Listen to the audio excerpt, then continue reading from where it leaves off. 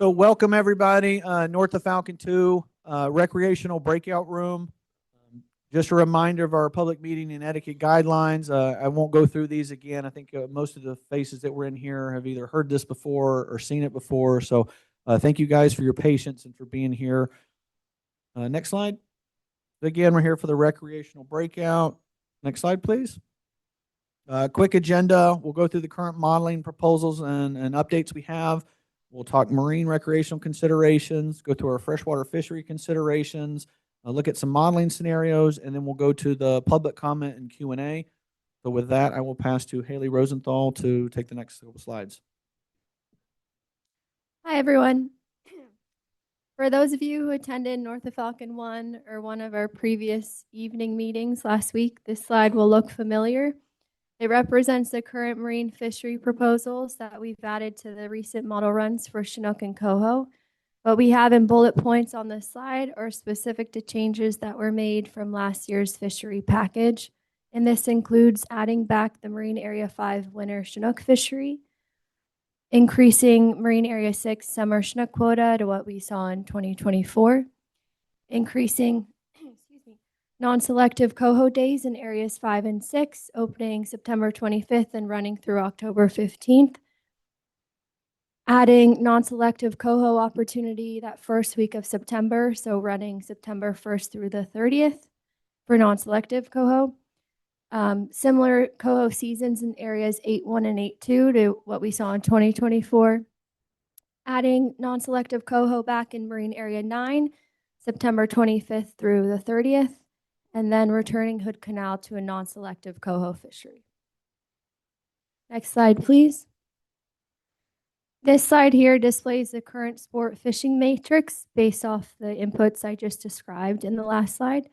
You can find a Word document detailing the first round of proposed marine fishery seasons on the North of Falcon website, along with this sports matrix.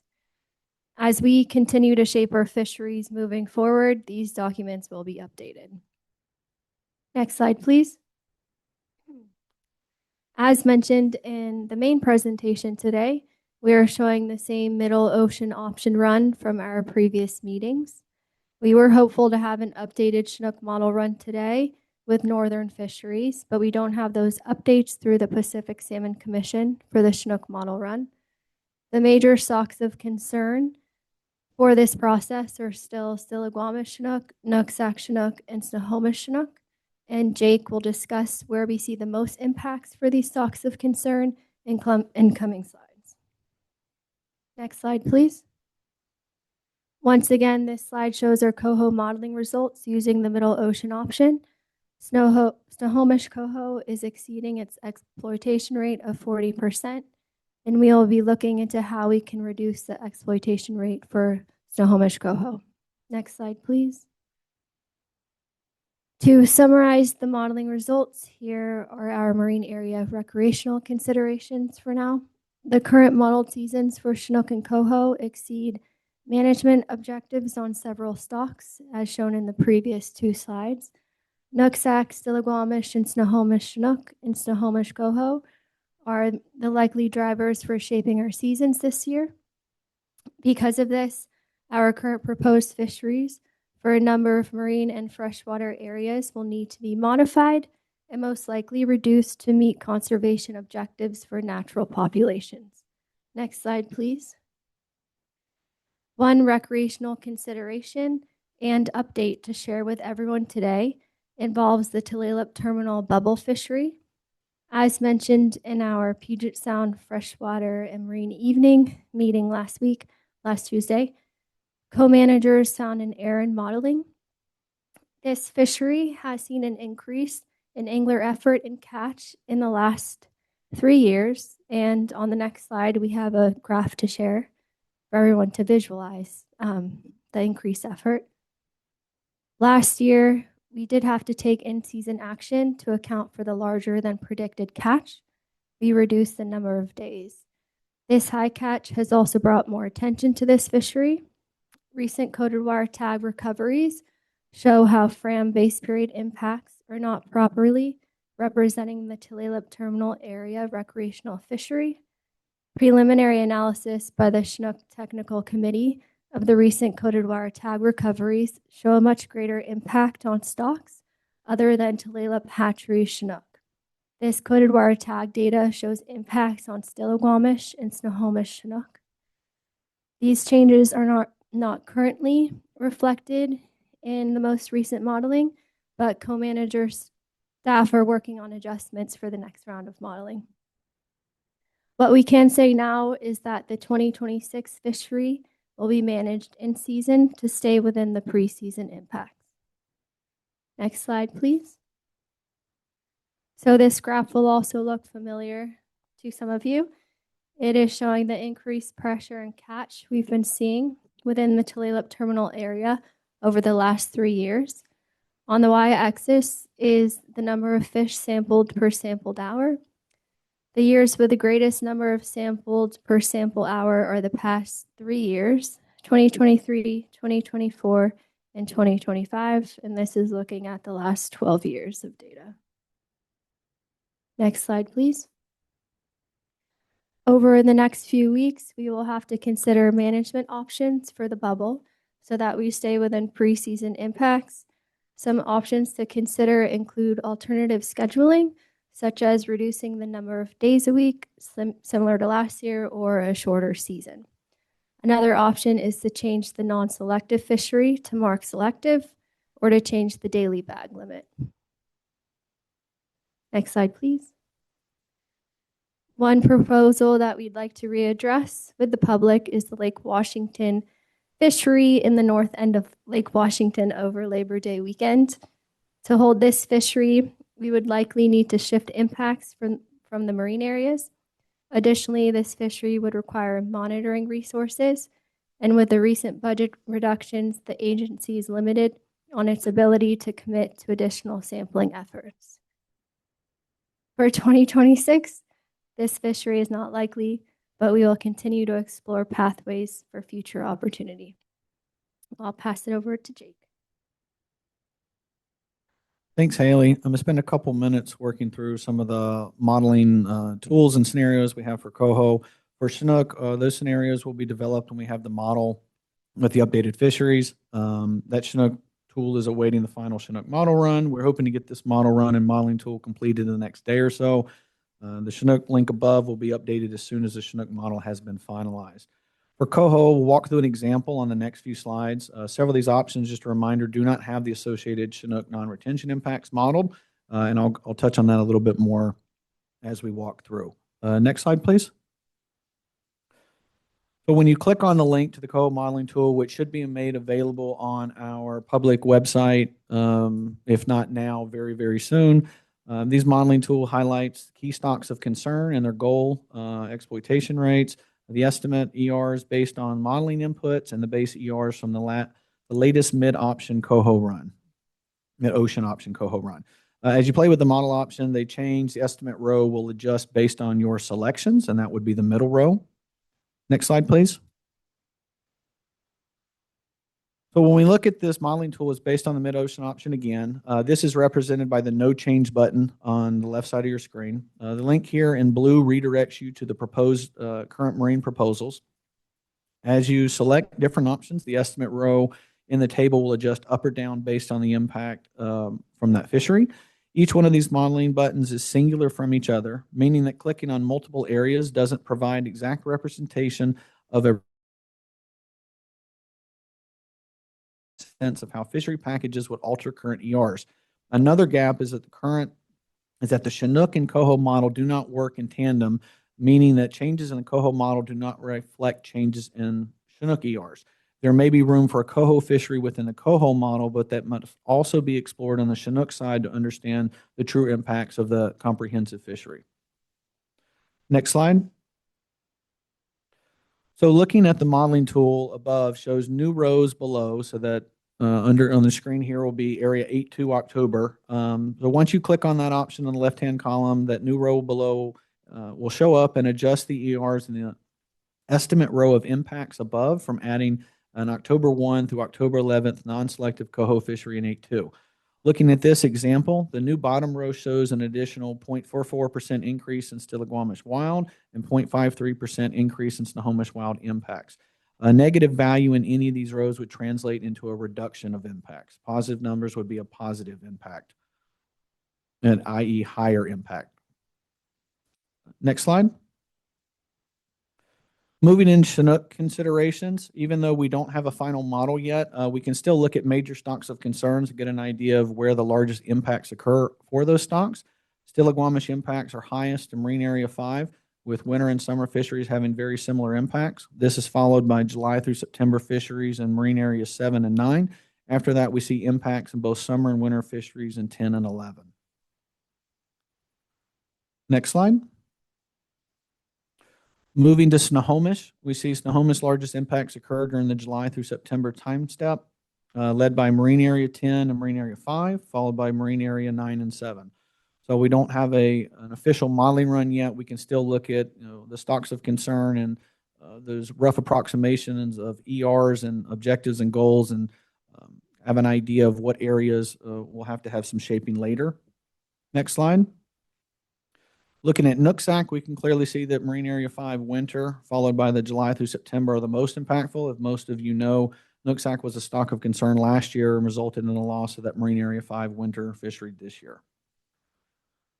Next slide, please. Doing a quick fishery wrap up. Co-managers have considerable fishery shaping to do before fisheries meet management objectives. For 2026 modeling, and we've talked about this just briefly, an increased portion of the Snohomish stock is on the 2-year-old component, and that has primary impacts in marine recreational fisheries. Marine Area 5, 7, 9, and 10 are the Chinook fisheries with the highest impacts on those stocks of concern that are currently exceeding their conservation objectives. Reductions will be needed to fisheries, including Stillaguamish, Snohomish, and Nooksack stocks. Shaping will need to occur to take these ER objectives down. A lot of work to do when we get that final Chinook modeling results. Public proposals here today and what we've heard in the last couple of weeks will help steer staff towards ideas for shaping when we need to do so. That being said, I'm going to pass on to Christina to walk through our freshwater fisheries. Thanks, Jake. So I'm going to kind of highlight the freshwater proposals that we have currently. These will be posted online for folks to review if they have interest in looking at additional details. I'm just going to kind of walk through kind of a highlight from north to south. Next slide, please. So we'll start with the Nooksack. The Lower River Hatchery Chinook fishery is proposed. There's a possible hatchery spring Chinook fishery in the North Fork in June, and this will be upstream of Kendall Hatchery. For the Samish, we're going to look at very similar seasons to last year. Just a reminder that we are having the same issues being reported related to safety, crowding, and illegal behavior on the Samish fishery. Next slide, please. So just a little more detail on the Samish. The stationary gear rule is still in place, as are the hook size restrictions. The fishery season was extended through September 30th, potentially. There's also the proposed veterans, military active duty, and youth fishing days, again, that will be proposed. Those days are to be determined. Next slide, please. So for Skagit, the good news is we do have a large coho run coming back this year. There's proposed bonus limit for hatchery coho. Spring Chinook fishery is proposed in the Lower River. It will end May 15th, and the upper will open May 16th. Again, these are all proposals. The Cascade will not open early this year. The Baker Sockeye Lake limit will be 4, and it will open July 11th. And there will be no chum opportunity proposed this year due to the forecast being below escapement goal. Next slide. So for Stillaguamish, it'll be open to coho in September through November, selective gear. Game fish will be open. For Snohomish, coho will be open September 19th through November 1, selective gear. This Skykomish will be marked selective for Chinook, June 13th through July 5th. And the Snoqualmie is proposed to be closed to salmon this year. Next slide. For the Central Sound, looking at Lake Washington and Lake Sammamish, that are both dependent on in-season ISU updates through the locks. Proposed to be open for coho, daily limit of 4. And the green Duwamish is planned to be open typical seasons throughout August and September. Next slide, please.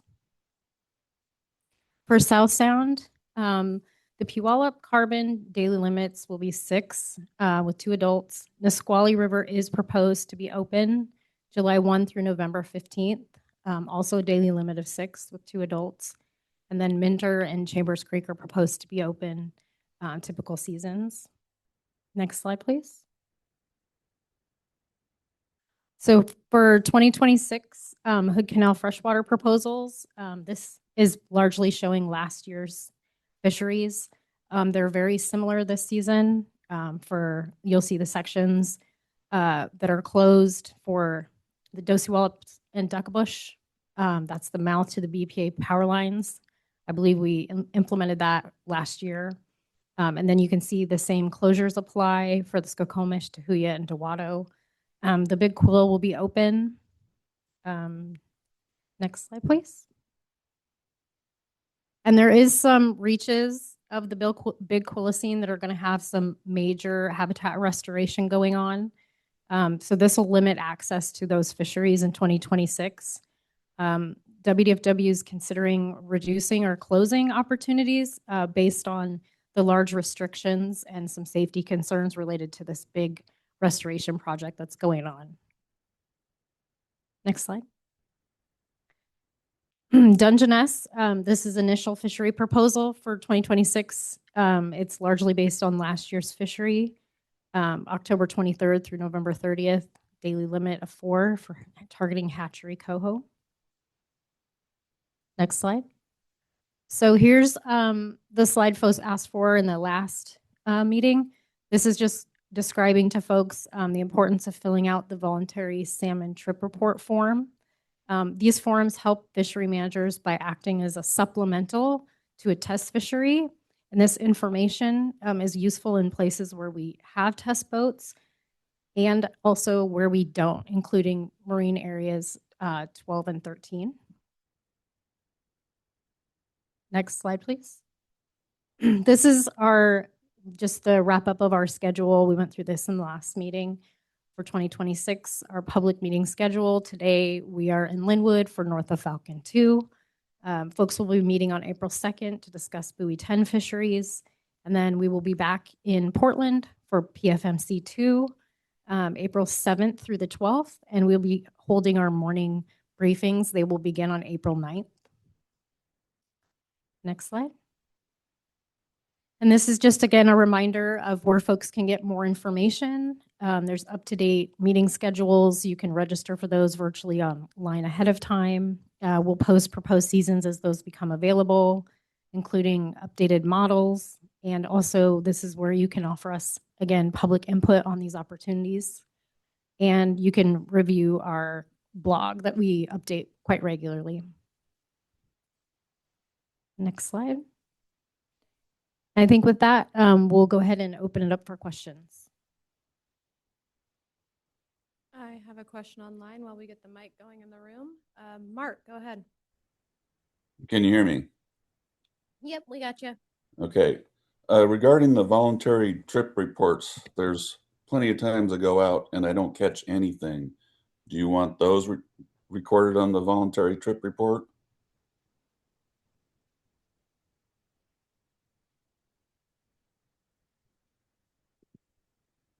I think that would be helpful just for a count of the number of kind of trips that we tally up for accounting on the number of VTRs. But for the estimates, it shouldn't matter if they're all zeros on that VTR.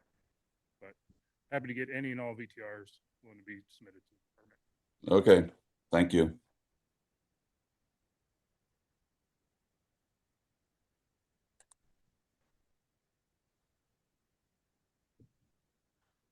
Thank you, Frank Urbeck. And 2 areas of fishing interest. The Quillicene has been very popular with a lot of folks, especially since the changeover just a few years ago. It was really a lot better than trying to catch a fish out there in the tidewater, at least for a lot of us. This year, you're saying, and I have talked to the regional biologists, that because of a massive project, rehabilitation or habitat creation, I think mainly to help out the chum, because the hatchery fish are basically, I mean, the coho are basically the hatchery. Is there going to be any opportunity? I couldn't quite understand. You say restriction. Does that mean you go there and you might find 100 feet of bank that you could actually fish? And then when I fished there myself, the tribe has been in the river with their nets, and that's how they fish, and that was fine. We've actually been able to fish alongside each other, believe it or not. And so is the tribe going to have the same problem with restrictions because of a construction project? So if you could elaborate on that a little bit, and then I want to talk about the Skokomish. That's really a big one for me. Go ahead. Thanks, Frank. I think we'll pass it to Mark Downen. He's in the back of the room, so I think he can speak to your first question. Hey, Frank. We've talked. So the clarification here that I think is necessary is that we're currently reserving model impacts with last year's fishery in the current model because we need to keep space in case we can find a way to craft a fishery that would fit in with the activities that are going on. We are not sure what the tribes are going to be doing yet, and we want to talk more with the tribes here regionally at North of Falcon 2 before we make final decisions about where we're going to go this year with the coho fishery. Does that answer the Quilcene question?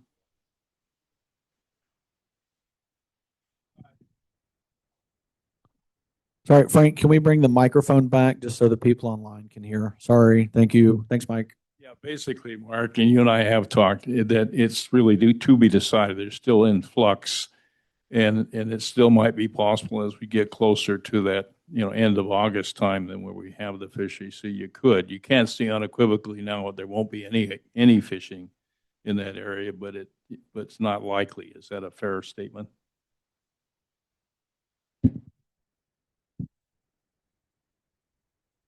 Mike needs the exercise, and I might forget what I'm going to say if he's too long in getting the microphone back to me, but we have some serious challenges with getting a fishery in there. There's going to be bulldozers, dump trucks. They're going to be moving the entire river channel. They're going to be moving water from the old channel into that new channel and then filling in the old channel for miles. And so the one piece of river that's not actively under construction is very limited in terms of access. It's surrounded by private parcels. So that's the situation that we're up against right now.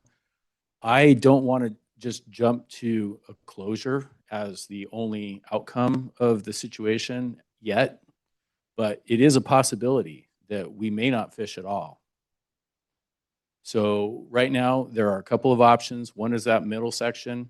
Can we get access to that middle section?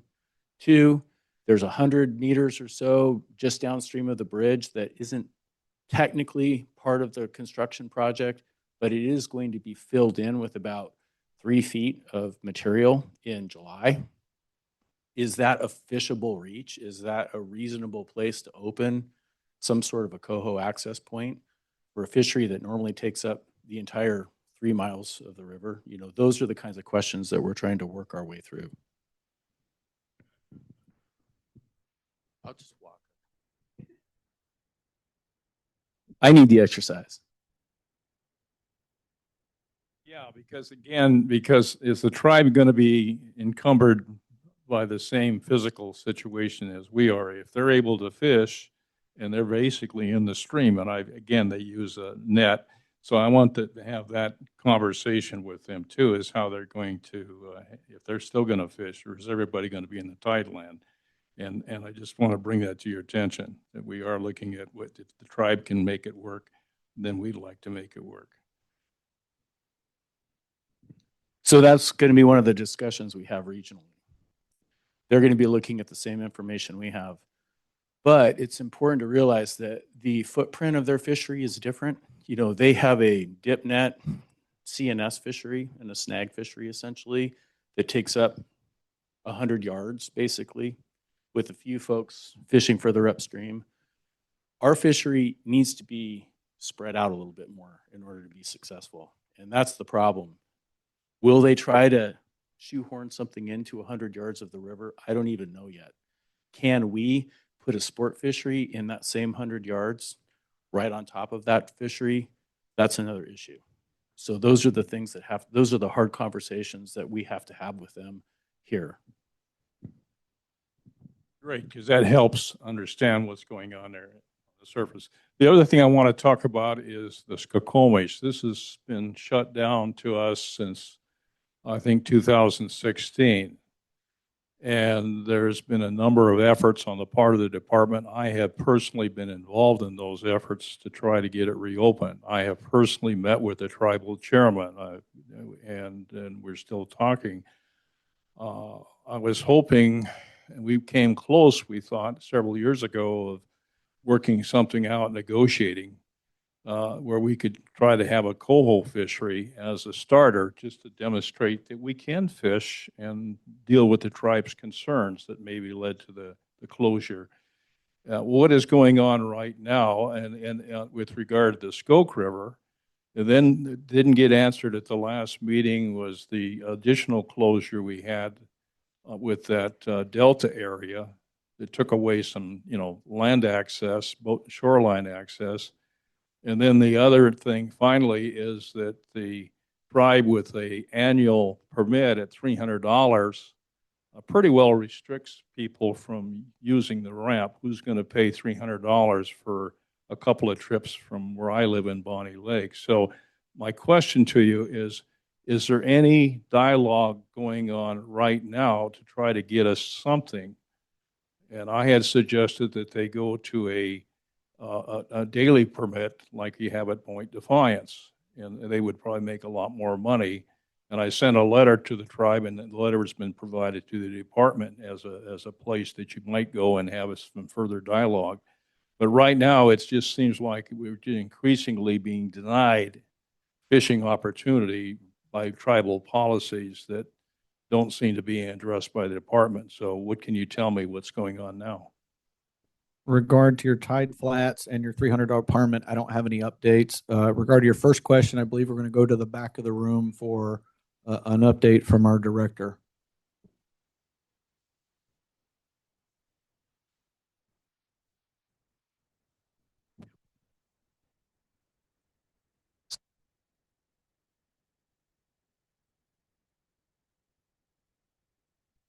Okay, how about now?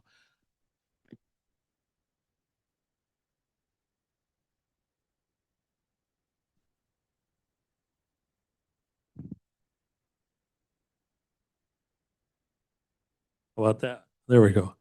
Okay, so you said yourself you have ongoing discussions with the chairman. We're having ongoing discussions as well. So we're going to continue to talk with them through this. I know it's not very satisfying, but we are in a tough spot there. We did get more receptivity, at least last year, on the coho idea. I sat down with the chairman as well, and he was willing to consider that much more so than before on our proposed Chinook fisheries. One of the things to keep in mind here is we have a standing Solicitor General opinion that river is part of the reservation. We worked hard with the previous solicitor and convinced them that our view that it isn't was correct, and now they're no longer in position. So we'll continue to explore all options, but right now I think the best hope, and it's a slim hope to be frank, to be honest, I shouldn't say to be frank, I don't want to be frank, is a collaborative fishery there, where we do not have to decide ownership of the river in order to show that we can fish together, just as you just said. When we've had those discussions, tribes have been crystal clear. They're not going to do anything that indicates that they don't own that river. And I've been clear, we're not going to do anything that indicates we're not going to own that we don't own that river, because we think we do. The state does. So with those sideboards, can we find a fishery that works for both of us? And I don't see why we can't. But so far, we just haven't had much luck in getting it. But we haven't given up.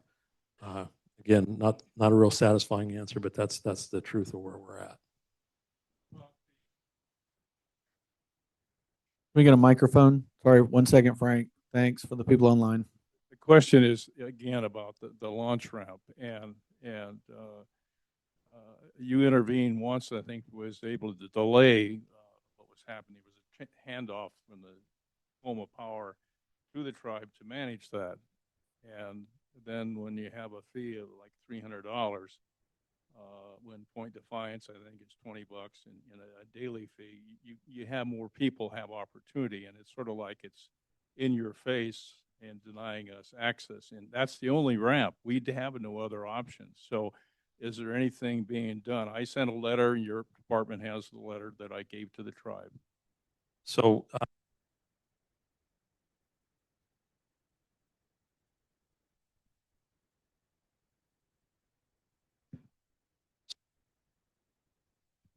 with the chairman as well, I will say on this one, he politely listens and understands my position and concern. Haven't got any really traction on making any corrections there, but we'll continue to push on it. That one we have a little less say. It was a deal between the Tacoma Power and the tribe. There was a requirement for a continued access. You get into legalities of are they providing that or not with this extremely high fee and limited access. So we're trying to get to a reasonable solution with all that. But to be honest, our leverage there is pretty slim to none.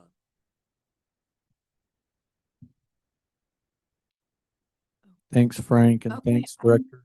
Going to go to a hand online. We're going to go to Rob Larson. Rob, go ahead. Thank you. My question is on the Puyallup River system. In previous meeting, there were a number of people, including myself, that asked that we might be able to get more days back on the river when the tribes weren't fishing, starting with the Puyallup and being able to fish Chinook earlier in the month. From what you showed, I don't see anything from that. And then we also ask for additional time on the Carbon River, which the natural origin coho return is well above the escapements. And I was hoping to hear some of the reasoning from the biologist as to why we are not seeing more opportunity in those areas. Hey, Rob, this is Gabe. I just spoke with Gabe Miller about this as well. But so as far as the fishery structure in the early portion of the Chinook season, that's outlined specifically in language in the RMP, which we negotiated years ago, which outlines the specific days that we have to fish in those certain weeks. So there's not real flexibility there. As far as the coho piece for the carbon, Gabe and I just talked about that. There may be potential to open additional opportunity in the carbon in October. Those are conversations we'll have to have with the Puyallup tribe and look at potential impact. Well, it's open in October, so I think you're talking November, or I'm hoping that you're talking about November. Yeah, I mean, we'll look at additional opportunity kind of across the board for the carbon, but it will be dependent on Chinook impacts that we'll have to model, as well as we are concerned about the coho population in the Puyallup portion of the drainage. When you're looking at forecasts for the Puyallup drainage in particular, it does look elevated.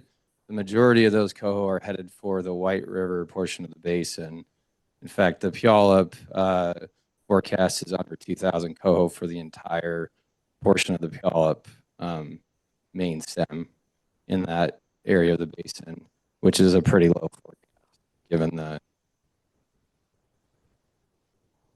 Okay, thank you. Yep. I think is it Kurt?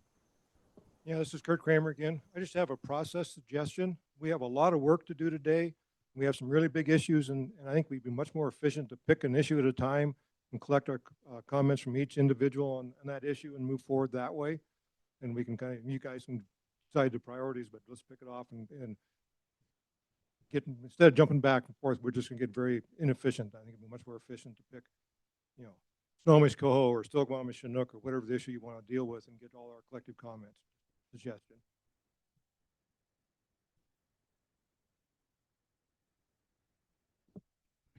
I have a hand online, sorry. Art, go ahead. Copy. Yep, we got you. First of all, thanks to Kelly for his comments on the Skokomish River. And then, of course, Frank as well. My comments are very similar.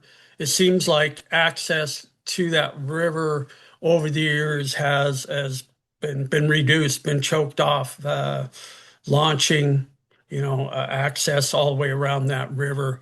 There's substantial or decent runs of hatchery, Chinook, and coho projected for that river again this year. And once again, after a decade, it looks like we're not going to be allowed to access those fish once again. I know the reservation boundary is in dispute, and it is in dispute. It's a navigable river waterway. And hopefully, with respect with the Skokomish tribe, we can work something out. And like Frank had said earlier, we've been trying to work with the department and the tribe for a number of years now and come close, it seems like a couple of times, only to be squashed at the last minute. There's no easy way that I can see going forward other than trying to negotiate with the tribes currently. And I would kindly suggest that we continue to put our best efforts there so we can get some time on the water there on the Skokomish and help spread out the fisheries. As you know, as the fewer options, more and more pressure on the systems that are open. Thank you. Thanks, Art. Before we go to the next question here, maybe after this next question, we can focus on Chinook Marine questions and then comments, and then we'll go to Coho Marine questions and comments, and then maybe we can finish up with Freshwater if that helps navigate. I see a couple head nods, maybe in the conversation more efficient. So that works for people. So I'll go one more question. I think Alex got the mic, and then we'll go Chinook Marine area questions, Coho Marine area questions, comments, and then Freshwater. If that works for everybody. Thanks for your patience. Yeah, thanks. This is Alex Van Eyne here, Marine Area 7 advocate, Fish Northwest, fishnorthwest.org. I will just go ahead and get straight into Chinook here. So I have a couple head-scratching moments when we start looking at this new identification that we found with CWT information coming back that shows the Fram base period impacts are not properly represented in that Tulalip terminal area. And my first question that comes to mind is that when I go through the summer mark selective fishing reports for Marine Area 7, I haven't seen a CWT recovered from the Stillaguamish since 2021, and it was 1.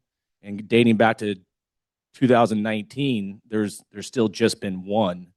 And again, that occurred in 2021. So if we're identifying some inaccuracies in Fram in the base model based on CWT returns, but we're only finding it to the extent of what would be a detriment to fishing opportunity in an area, or maybe where one group would have alarm over, but we're not identifying a situation where it would alleviate some of the impacts that are modeled into Marine Area 7 Chinook summer fisheries leveraged against the Stillaguamish. So wondering if that's a one-way street, or if the CTC analysis that was discovered, if there were other variances discovered, and if those other variances are going to be implemented or investigated and looked at ways that we can actually bring opportunity back rather than just reduce it.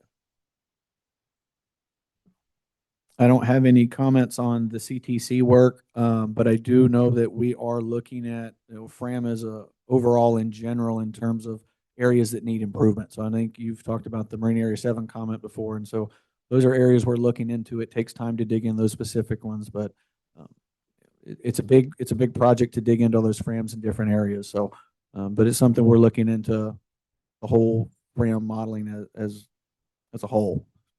Okay, thanks. Where did just kind of curious, where did the pressure come on seeing this particular fishery start seeing adjustments in FRAM?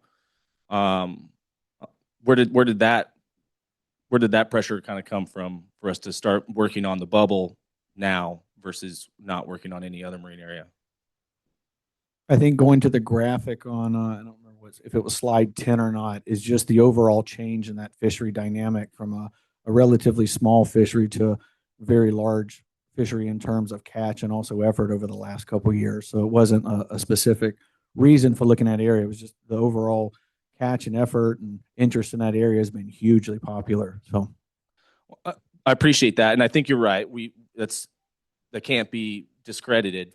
We're seeing CPUE and CPD data drastically increase. We could pull up graphs, which we've seen graphs on Marine Area 7 fisheries or predominantly almost all of Marine Area fisheries, and we'll see those same kind of increases across the board. So again, I'm just going to come back to the question again, is that it looks like there's a solid opportunity here for us to make an update to a FRAM model that is based off of recovered CWTs, the same logic we're using to look at the bubble and the ways to reduce our impacts on that fishery. We can look at that very same situation on Marine Area 7 and an opportunity for us to increase fisheries there. It just would seem that we're only going one way instead of when we could look at a positive impact as well. So thank you. thanks, Alex. Nothing online, so we'll come back to the room. Again, anything Chinook focused on the marine areas, and then we'll focus on coho after that, marine areas. All right, Carl Nyman here at the Charter Boat Association of Puget Sound, also CAPS. I believe this is a Chinook marine related question, also chum. We had a lot of requests and testimony asking about if chum could go into November 30th in marine areas 10 and 11. And I did not see that in the matrix proposal. It's still sitting at November 16th or 15th. And I did not see if that was in the tool as an option to click on to see what it would do, or what the challenges are with that proposal. I can read that Snohomish Chinook is a challenge.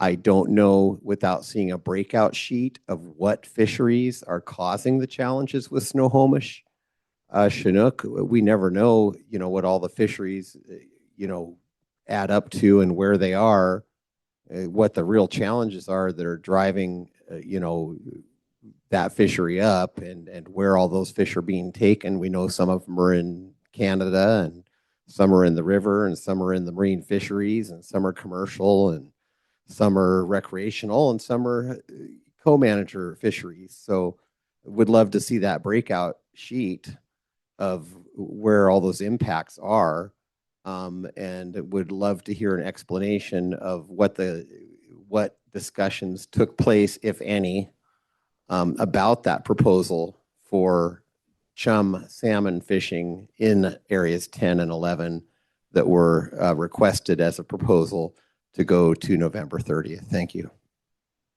If I can jump in here real quick, Carl. So you will actually see them on the online tool for coho right now. It's under area 10 and 11 November. We have an option for open for coho and chum through the end of November. And I believe we'll have it on the Chinook tool. It's in the tool. Yep.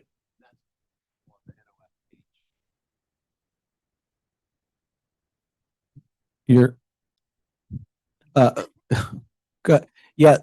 So Colin answered that, Carl. They will be in the modeling tools.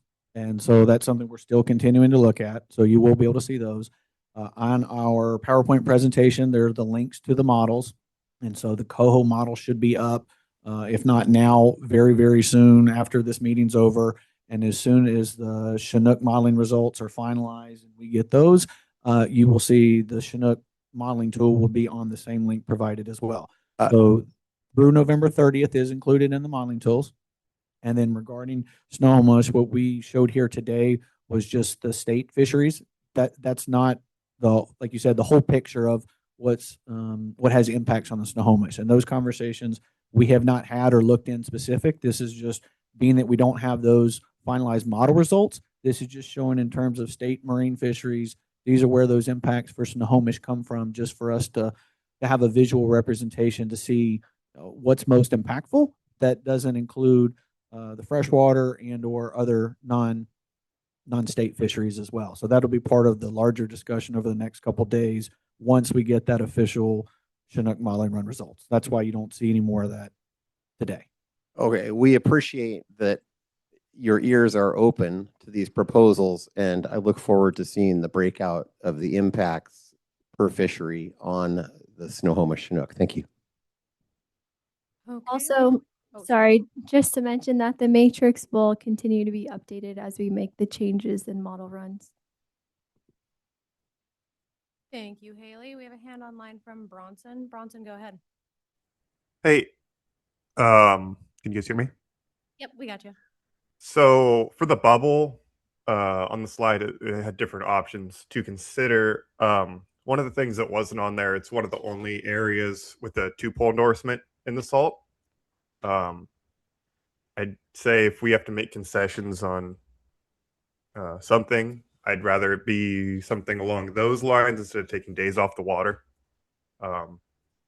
So just thinking about potentially getting rid of the 2-pole endorsement instead of shortening seasons or reducing days of the week. Thank you very much for that. Patrick Walker, Puget Sound Anglers. I guess my question is going towards the Tulalip bubble.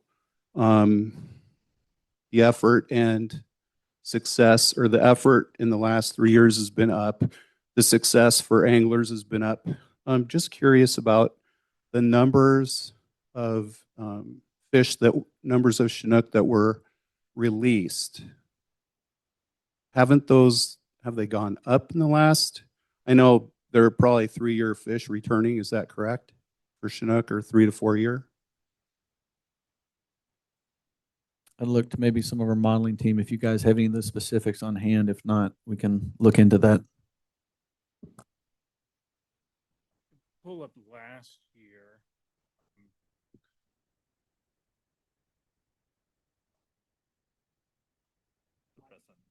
Sorry. I'm looking up the estimates for last year, which will have the releases.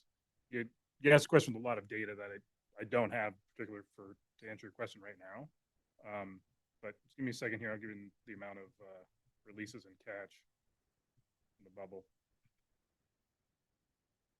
If you need a second there, we can certainly come back to the next question. And when Ty has that pulled up, we can come back for an answer. That works.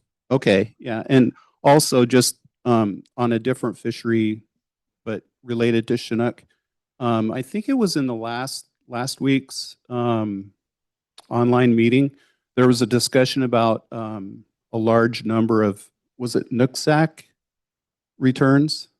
Or was it North of Falcon one where you guys talked about that? There was like many thousands of Chinook, the Samish returning. Okay, 60,000.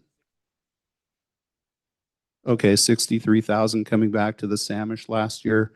And they transit through Area 7 for the most part, I would imagine. So I guess it's back to asking about increased Chinook fishery in Area 7. And there was some talk about opening the Bellingham Bay fishery earlier in the summer. I think August 1st was a request. So just looking at, big numbers of Chinook. And then I was curious, you were in the slides, there was a slide about Area 6, Port Angeles, reverting to the Chinook quota for 2024. I was just curious about the number for that quota that you're looking at that was in 2024. I think it was really large. It was smaller last year, but you want to go back to that big number for this year. I was just curious about that number. Thank you. Yeah, thanks for the question. So we are still looking at extending that Bellingham Bay fishery earlier, and that should see an option in the Chinook modeling tool for that when that's available. I just blanked on what was your last question there. I had it in my head to go through 1 then 2. Oh, Marine Area 6. Yes, we added 3,000 Chinook back that was reduced last year. So I think that quota is back to 2024 levels, which was 72.58. Somebody correct me if I'm wrong with my numbers. That's for the landed catch that's in Fram, but it's managed to total legal size encounters, so that will be a different number.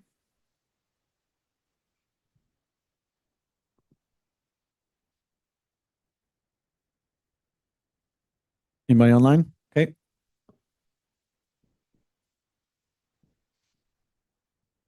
Director Suswin, that was the absolute best response I think I've ever heard to a question, to Frank's question.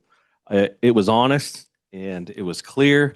It may not have been the news we wanted to hear, but it was some news. So I appreciate that. And so in light of that, I have a question. I'm looking for a transparent answer, even if it's not the answer we want to hear. If I grasp that slide correctly, we've identified something that's scientifically inaccurate inside of Fram, inside of the Tulalip bubble, and not talking about politics, but just talking specifically biologically from a scientific perspective. There's an error in Fram inside the Tulalip bubble. And so is it correct to say that we want to increase the accuracy of the modeling inside of the Tulalip bubble? Is that correct? Is that what we're trying to do? Or is that what we're going to do with the co-managers? I would say that's fair. Any technical people have better response to that, then I'd say that's fair. So I would propose, from a scientific standpoint, not from a policy standpoint, but from a scientific and a biological standpoint, if we look at impacts in relation to a percentage, I believe, from the little bit of knowledge that I have, that the Marine Area 7 commercial impacts inside of Fram are biologically and scientifically inaccurate. And so as we go through these negotiations in the next couple of days, I propose that through these negotiations, we try and get those impacts on the commercial fisheries in Area 7 as accurate as possible, please. Okay, thank you. Anybody online? Hey, back to the room here. Chinook Marine Area questions.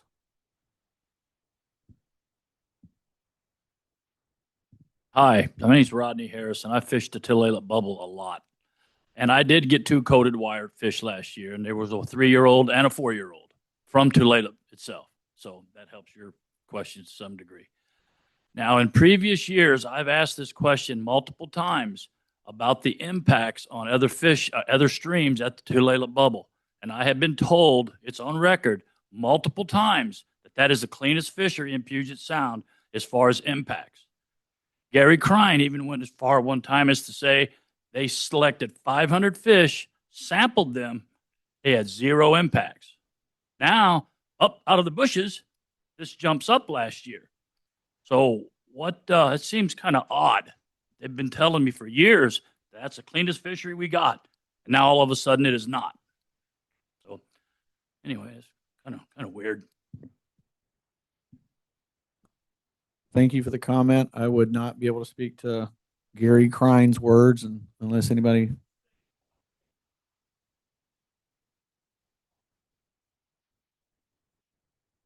Not discrediting what you're saying. I'm saying I don't have that historical perspective of that comment, but if anybody does, they're welcome to jump in. If not, something we can look into of when that was, what was said.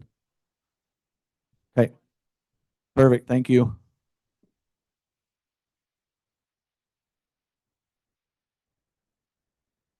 Okay, maybe we'll take one more hand front.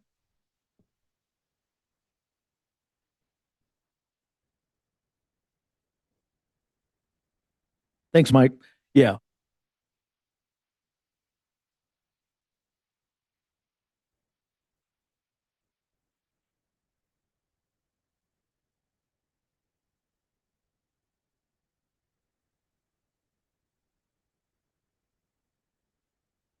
I think it'll work now. Okay.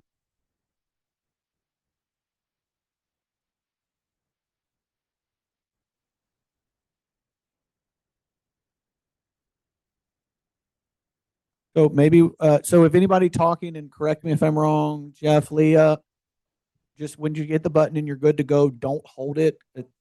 Just don't touch anything. Okay, Sorry. we're not touching anything. Okay, I want to talk about the toilet bubble a little more. I guess first off, one gentleman's question here was not answered, but I know the information. You know, the number of fish that have been released at the Toledo bubble have almost doubled. So I guess it shouldn't really be a big surprise that all of a sudden we got more fish coming back.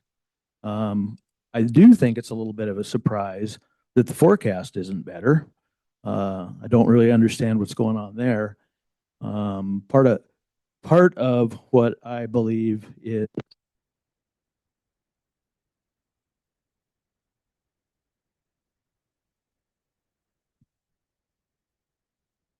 part of what impacts us in that fishery is the forecast. And if the forecast misses by 75% like it did last year, that's a problem. And it needs to be addressed. I do understand that there's a modeling issue this year that they've discovered. As a person who was involved in the last model update when I worked for the department years ago, I understand how that happens. There's a lot of moving pieces. You can't get it. Well, we tried to get everything right. We worked on it. I remember we worked on it for 2 years trying to get that model and all the various pieces fixed before we used it. It was a very difficult process to get it perfect. So I understand if there's an error that's been found. But I guess what I don't think is being explained to us is the size of that error. I mean, how big of an error is that, number one, and how much does it affect us?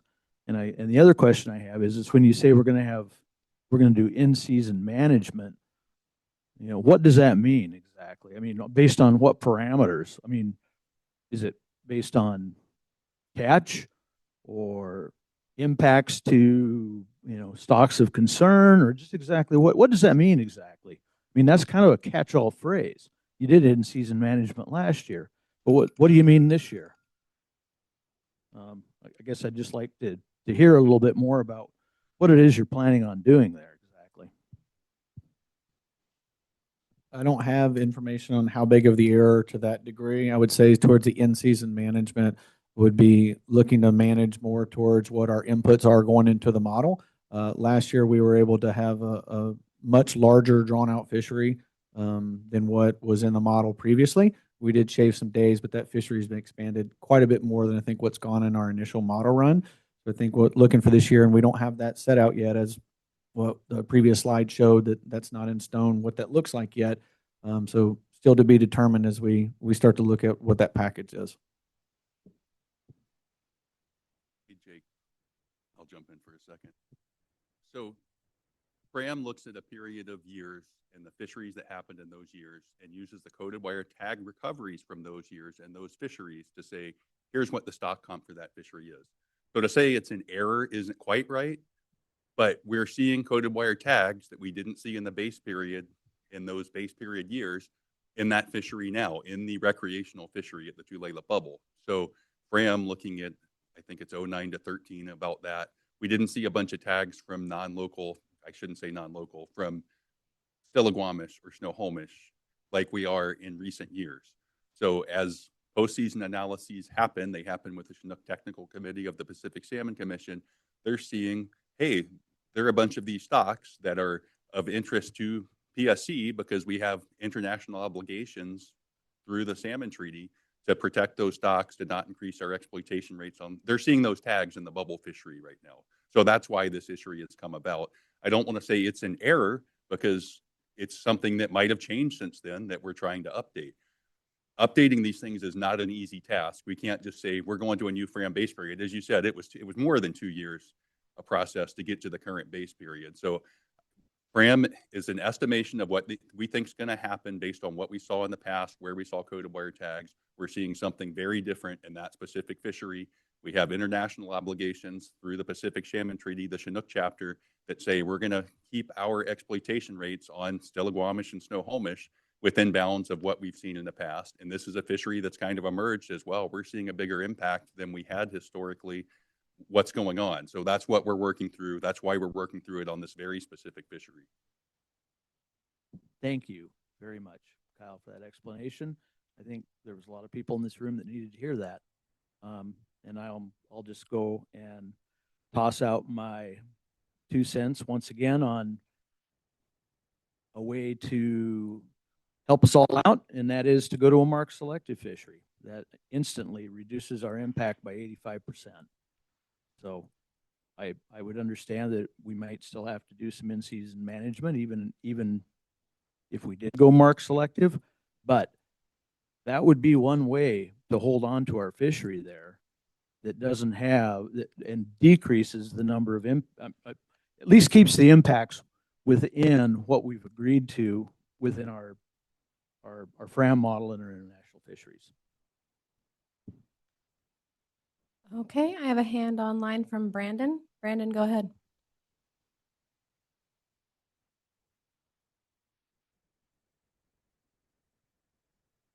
Brandon, you can unmute. Okay, let's go to the hand in the room and we'll come back. Okay. Hey. Oh, actually, all right. sorry, he's here. I'm having to go through some extra steps to get unmuted this morning for some reason. I'm sorry. No, it's okay. We got you. Hey, good morning. My name is Brandon Sampson. I'm a recreational subsistence and former commercial fisherman. I'm out of Port Angeles. I have a regulatory question pertaining to Area 6, and it's a regulatory/bio question. What is the significance of the July 1st to August 15th salmon fishing closure of Port Angeles Harbor?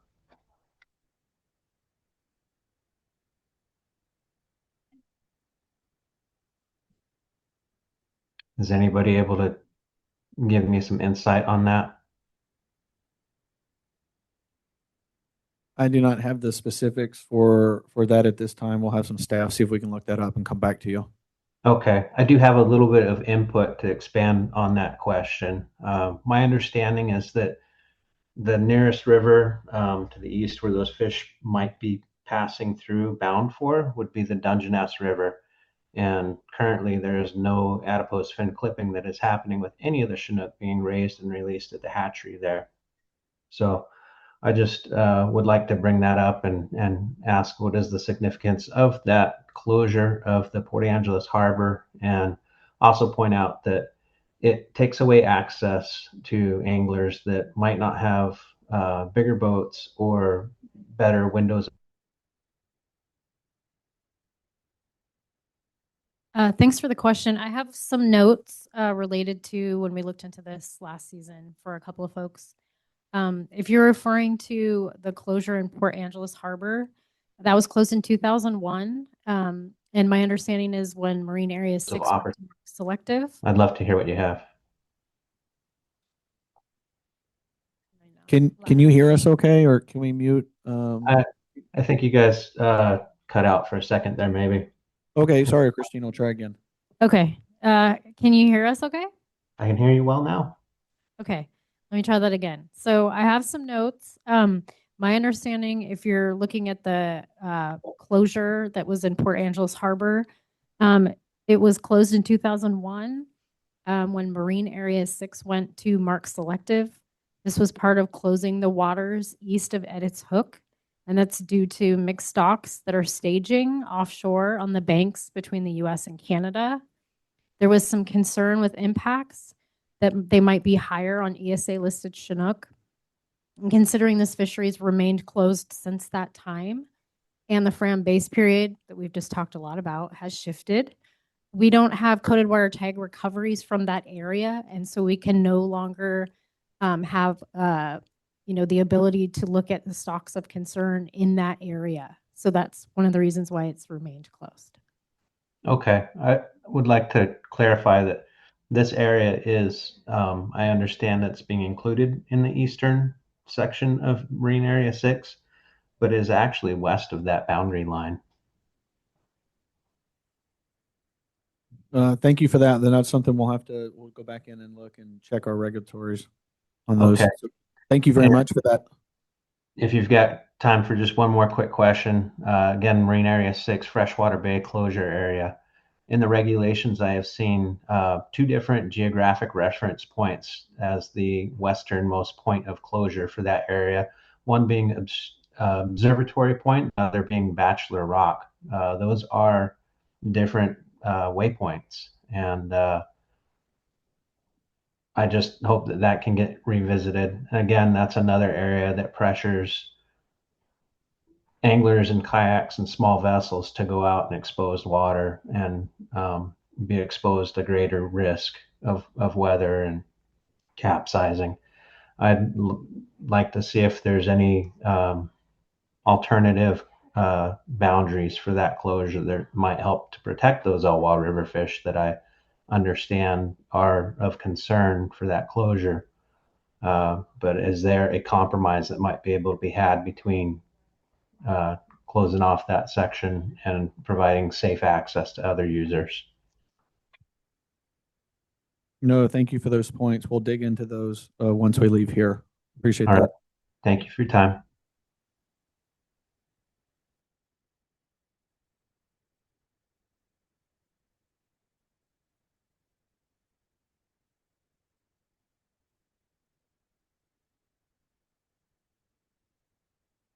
My question is back on this Tulalip bubble conversation, because I feel like I've heard this asked a couple times, but I still don't understand it. Why are we only updating or discussing updating FRAM on the Tulalip bubble? So I think I tried to answer it earlier. It's been a very popular fishery. We flagged what appears to be a coated wire tag anomaly or not is entirely accurate. And so that's something that we're looking into at the time. Okay. I do think that there are some other fisheries that are probably not entirely accurate, that if we're going to go into negotiations over the next couple of days, it might be a relevant conversation to have. The second part of that, Brett asked how we're going to do in-season management, and I didn't hear a clear answer on that. How are we going to do it in-season management on the Tulalip bubble? Like I tried to reference towards a slide, we're not sure what that looks like, whether it's a mark selective, changing dates, schedules, stuff like that. That's part of why we're getting feedback on that and what people are looking at. Okay. I would co-sign then on Brett's idea about doing a mark selective fishery. Thank you. Anyone online? Yeah, our next hand online is from Andrew. Andrew, go ahead.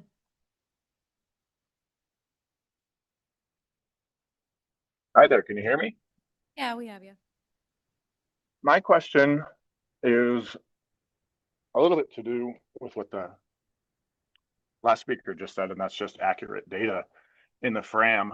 I looked at the Stillaguamish over the last 8 years, and their predicted allowed fish seems to be copy and pasted at 100 fish per year, while their average over that term is 17 for their real take.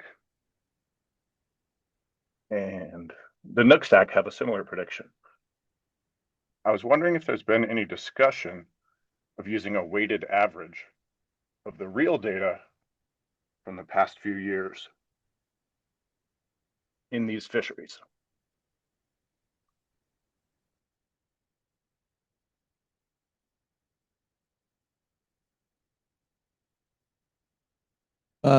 No, I'm not aware of using any weighted average. Are you referring to state fisheries?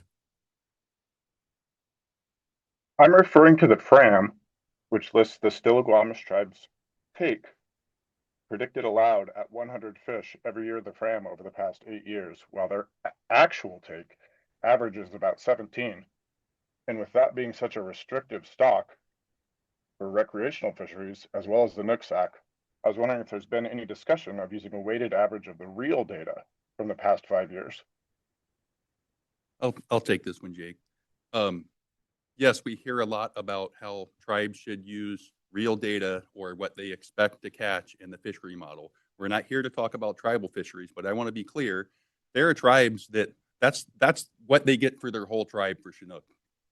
They might put more than they think they're going to take. They might put what they hope they can get that year in the model. When those fish return to freshwater, they often say, you know what, it doesn't look that good. We're not going to go catch those. We're going to send those to escapement. I'm not going to sit here and tell the tribes they can't do that, and I don't think anybody else in the room is. So let's keep our focus on state fisheries, what our plans for those are, and stop going after tribal fisheries like this. Can I just mention one thing, Brandon? I'm sorry, can you say that again? Yeah, can I just mention one follow-up to that? Yeah, go ahead. Not attacking tribal fisheries in any way. My suggestion would not reduce take of tribal fisheries in any way. It would allow those tribes to fish at the amount that they do now, even more so. My question is about, from the negotiating side, WDFW, has there been any movement or discussion internally to try to use better data to update the FRAM? We discuss that constantly. Again, I'm not going to focus on what a tribe might put for their CNS fishery and whether they actually go catch that at the end of the year, depending on how the year unfolds. That's what I'm asking us to stop focusing on that, focus on state fisheries and what we need to do to get exploitation rates down on our fisheries, because we know that's going to happen between now and the end of the PFMC meeting. Perfect. Could I follow up one more thing? Yeah, one more, and then we'll go on to the next person. Go for it. Appreciate that. So with just the idea of getting fisheries back up, my question is, if we could reduce the exploitation rates on our most restrictive stocks, would that improve recreational fisheries in, say, area 7, 8, 9, and 10? I'm not sure I'm following your question. If we reduce the exploitation rate budget on our most restrictive stocks of fish, which right now I believe are the stilly and the nooksack, followed by the snohomish, would we then increase recreational opportunities in area 7, 8, 9, and 10? When you say lower the exploitation rates, you mean like reduce our impacts on the exploitation rates? Yeah, sorry, impacts is probably the better word. Okay, yeah, so we look at trying to maximize fisheries and opportunities where we can, while limiting or making sure all the stocks of concern are meeting their ER objectives. So, in a roundabout, yeah, we look to maximize that opportunity where and when we can. Looks like Colin, you may have additional feedback. Yeah. Oh, I've even got the mic working. All right. Yeah, I mean, so that's kind of one of the main reasons that we put together the scenario modeling tool, is so that you can look at, hey, if we reduced impacts in this area, can we increase them over here? If we want, this proposed fishery, what is it going to cost us? So especially if we get the Chinook one online, hopefully later today or tomorrow, you should be able to play around and kind of see what's impacting what. Perfect. Well, my suggestion would be that we should be using better data to predict these fisheries, and I think there's a way to do that, and that's by using weighted averages of real take. Hey, thanks, Andrew. I don't remember if that was Alex was next. Yep, it's Alex Van Hine here. Try to kind of get on a proposal track here a little bit. I'm going to throw out that the Tulalip bubble should probably just move forward with mark selective fisheries there. That seems to be the quick and easy fix for that. I don't think there's anyone in this room that's come out against that. And I also know that last year when we implemented in-season management on that fishery, rather than reducing a bag limit, we reduced days on the water. I mentioned in a previous meeting about the department improving their level of sensitivity on how their in-season management is implemented. I know that it was not an ideal situation. I think there's maybe a little bit of hope that something would have been handled differently when the fishery was closed just a day or two prior to Father's Day. So I anticipate the department's making improvements there. But in an effort to keep people on the water, I think that the best way to manage this is not a reduction in days, but going mark selective and then even potentially a reduction to bag limit. So I think that could be endorsed by others in the room as well. Moving up north, we had a quota in Marine Area 7 of 1,967 fish last year. There is, I can't understand any compelling case to see that number get reduced, especially when we're operating under a season with actual abundances.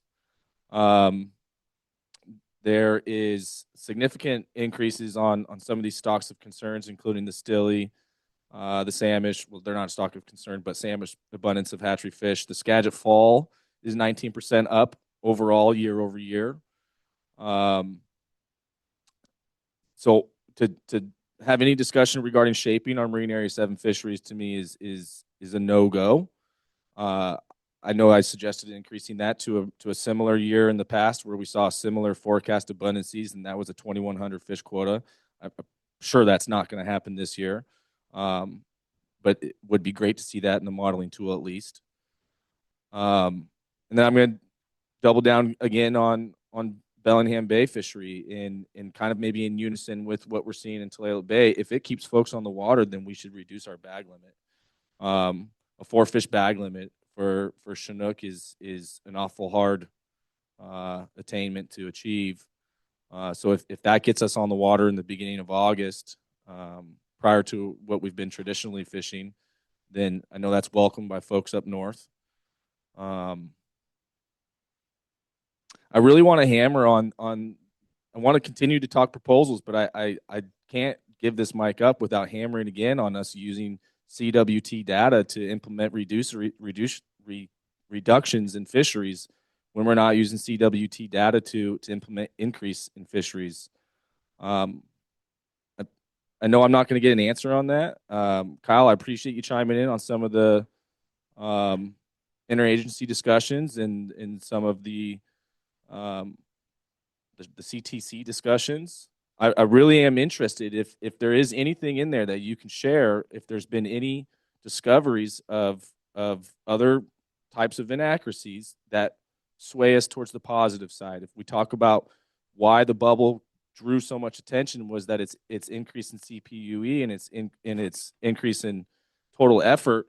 When we look on an average effort per week in 2020, the last year we modeled a full month fishery in Marine Area 7, the average was 1,351 fishermen per week. We had a 5-day season last year, and according to the March Selective report here, we had 2,638 fishermen in that 5-day season. So that's a pretty alarming increase in participation, and if that, I would think, should draw some analysis.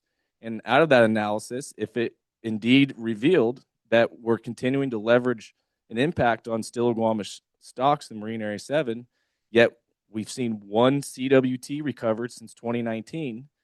This seems like an awesome opportunity for the state to go to their interagency discussions, for the state to go to co-managers and say, hey, look, we have this compelling piece of data. We have a marine area that has a significant increase in participation. We want to be more accurate on this fishery. So, yeah, thanks. Appreciate it. Okay, I have a question online from Tony. Tony, go ahead. Yeah, can you hear me? Yep, we got you. That's a message for Kyle. I'm getting really concerned about Nooksack stock chums. For the last couple of years, the Kendall Creek has not met escapement goals, and we have a lower tribal gillnet fishery occurs, and last year was 5 days a week.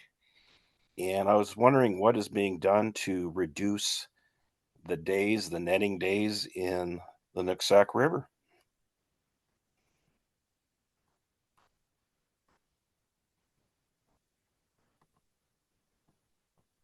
So Tony, I think Ed's going to get that, but we're trying to finish up Chinook. So after this question, we'll finish up Chinook and then move to Coho. Go ahead, Ed.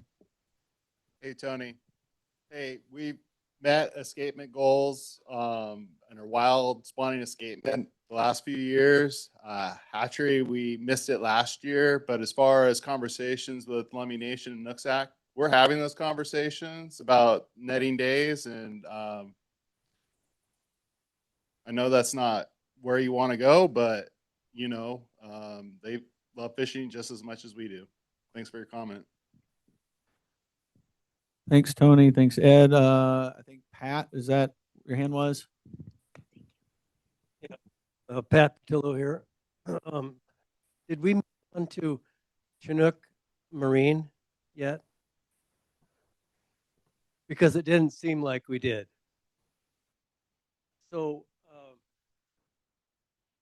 you know, if we don't see it clearly, the biggest problem, the biggest issue that we've got in this Puget Sound recreational fishery is Chinook and Snohomish.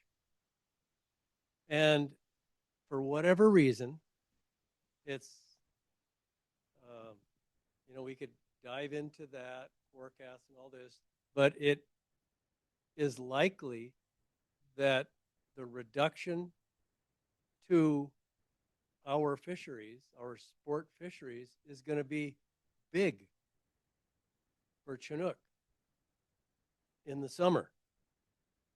And if you boil down the issues, they're really kind of complex because these Chinook are everywhere. And they're concentrated, though, in some areas. And the problem this year just happened to hit two areas in the summer, and it's Area 5 and Area 10, where the exploitation rates went up by like 50% or more from last year's estimates with the same fisheries in place. Well, okay, I mean, I could suggest a very specific proposal, like a reduction in quotas for Area 5 or Area 10 or Area 7 or somewhere, but I'd really like to look at the tool, and I'm looking forward to doing that because before I do it, before I start pressing those buttons, I like to think about what's my objective. And what I hope, and I do think the department is recognizing that it's likely to be a big hit. And we're not going to get relief from in other ways outside in the ocean or anywhere else. And so let's try to move around the fisheries to preserve as much recreational opportunity as we can as a whole. So that, I think, would be one of the objectives in general. That if you have to take a big hit in one or two or three areas where those fish are concentrated, let's try to also compensate by putting some more fish in other areas. You know, that doesn't help out the people in one area. And it's unfortunate that when last year, this is just an example, but CQ was hit really hard by the address primarily of Nooksack, which was identified a little bit earlier. And I really appreciated the work that the department has done so far and putting into place the option of having a winter fishery restored in Area 5 to help that CQ community, which depends on destination anglers, and it's a big deal for that community. So I hope when anybody is going to get online and press the buttons here that you think about where that compensation could come from.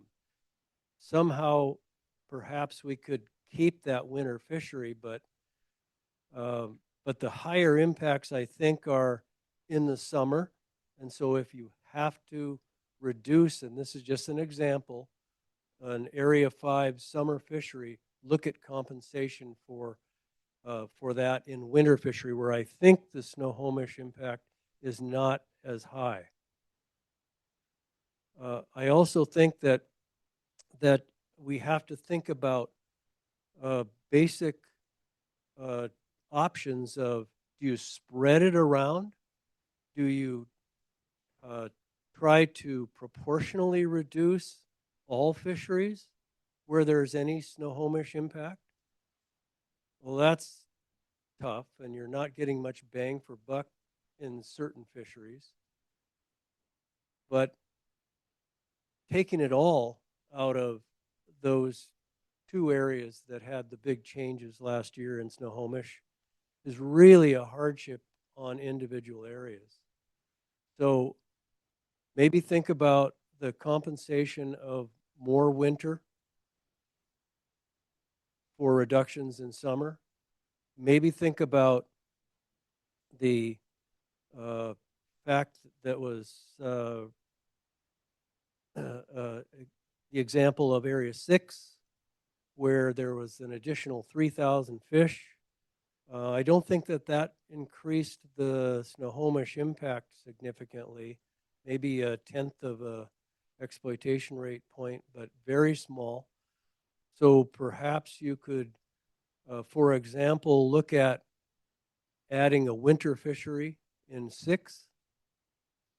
It's not going to help CQ people out, but it's going to compensate overall for angler opportunity, recreational opportunity in Puget Sound. So again, I don't have a specific, and it's maybe a little bit too early because the Chinook model is not ready yet, but those are some of the ideas that I hope the department is looking at, and we're probably not going to make any more progress here today on that issue, but I think also that if you take care of Snohomish, you're probably going to address quite a bit of the impact issues that you've identified for Nooksack or Stillaguamish. Let's focus on those topics and try to get Chinook Marine done. Thanks, Pat. Anybody online? If not, we'll go stay in the room. Okay, we'll stay in the room.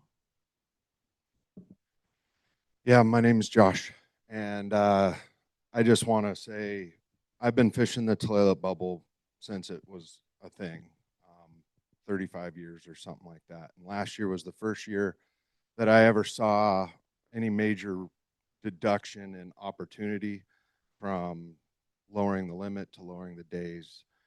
My question comes really for the hatcheries that are producing these fish. As Brett had said, they've doubled over the last several years in production, which also due to the fact that we have more people participating in these opportunities. We have also the co-managers and the state at a lot of the boat launches checking coded wire tags, seeing where these fish are coming from, which leads me to, the hatcheries that are producing these fish are and have been producing fish for quite some time. There is something going on with the Stillaguamish, with what the tribes are doing with their hatchery production for Chinook on the South Fork of the Stilly off of the Engelbritsen Road. And I've witnessed people that were actually creel sampling and taking smolts from that river watershed to the hatchery.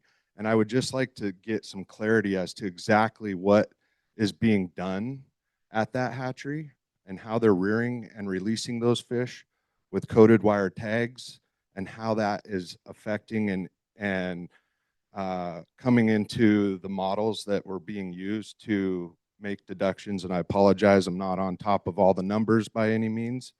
However, I believe this is an interesting concept that the Stilly tribe is doing, And I believe it is impacting a lot of what we have available for opportunity within Area 9, 7, 10. That's my question. Is there anyone that can clarify that? Thanks for your question, Josh. This is not working, but I'll talk to you. What at the Still-Guamish, we're talking with them right now about increasing their Chinook production. They poached one of our hatchery managers, and they're doing a bang up job raising fish now. And so we're super excited looking into that program. So that's growing just as the Snohomish program grew. As far as the coded wire tag question, I don't really know. Is there anyone in the tech staff that knows that question offhand, or we can get back to you later on that one?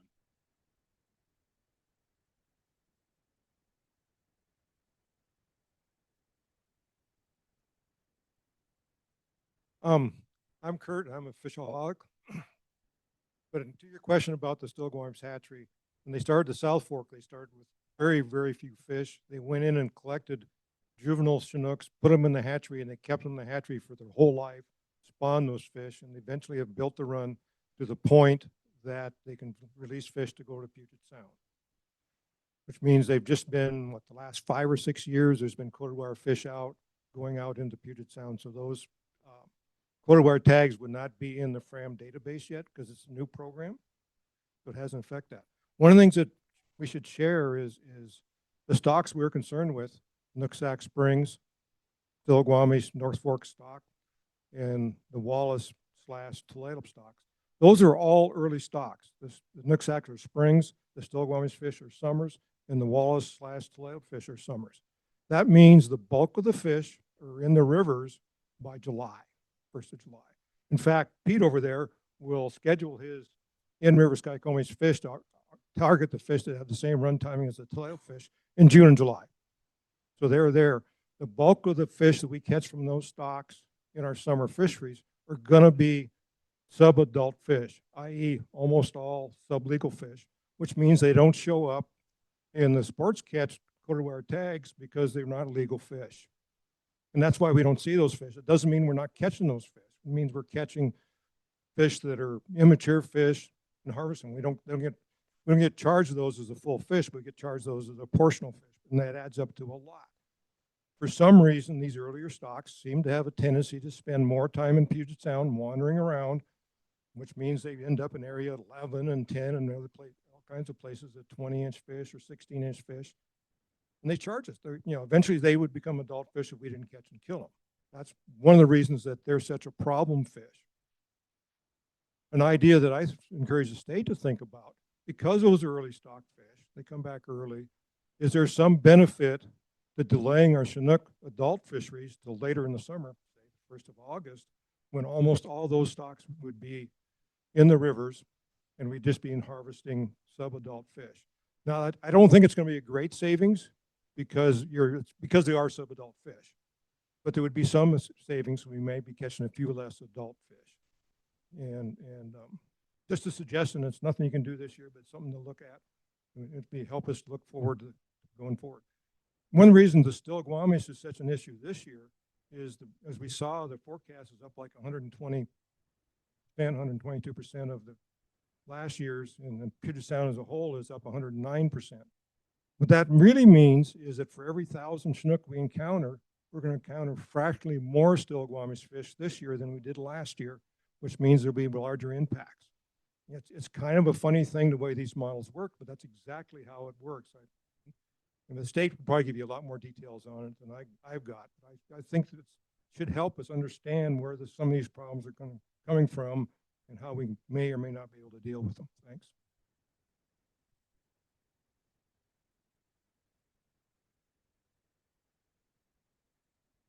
Yeah, this is Phil Anderson again. I had a question for Kyle on the draft. What I think is our draft resource management plan that's at NOAA for review. There's for the Nooksack, there's the exploitation rate ceiling of 10.9, and there's a provision in there that says you can go as high as 14.1, 1 out of 5 years.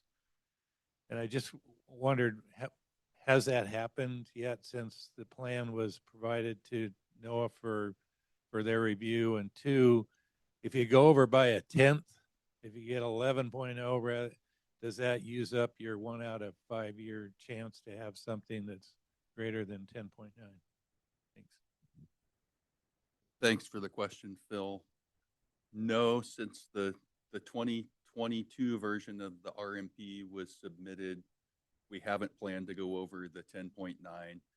And that provision goes all the way back to the 2004 version of the RMP, different numbers across different plans, but there's always been that. I don't know that we've ever said preseason we're going to plan to go over. Maybe we did once. If we were going to plan to do that, I would want to know how NOAA Fisheries would view that as they do a 1-year review to do a 1-year buy-up for this, since we don't have long-term coverage yet.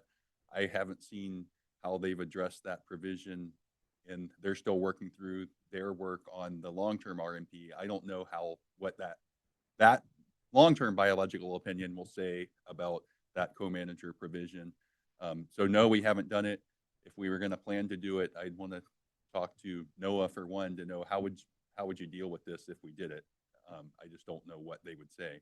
If we went to the council with our plan in March, it said that we're going to be at 10.9. I just don't know if we actually have that flexibility, especially trying to get another 1-year authorization for Puget Sound fisheries.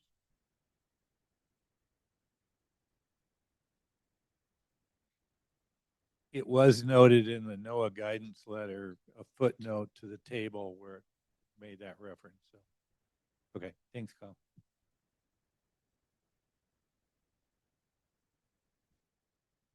Patrick Walker again, lifelong Washington fisher and member of Puget Sound Anglers. So there's some talk about the Tulalip Bay fishery and not having or making the bag limit smaller. Another idea was to make it mark selective. So my question is, what's the percentage of those fish that are released are mark selected or have been clipped?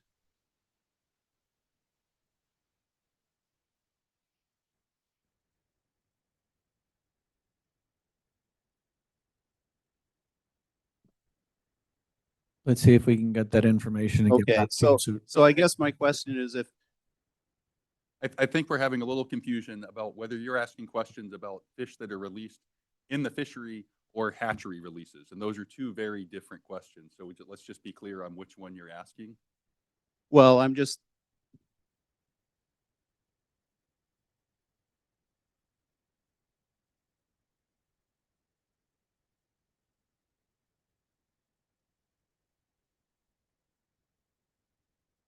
oh, so I guess what you're releasing from the hatchery.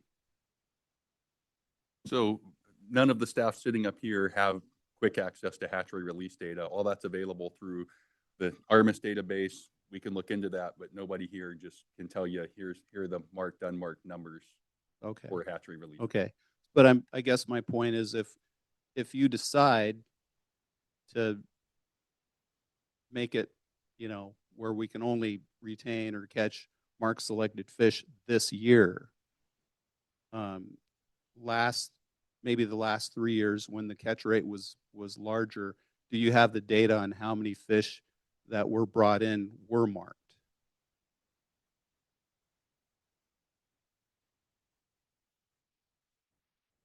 Are we going to be having to release unmarked fish this year if it goes through? And I know there's a mortality rate, so we're, Just to be clear, if this fishery is mark selective, you will have to release unmarked fish.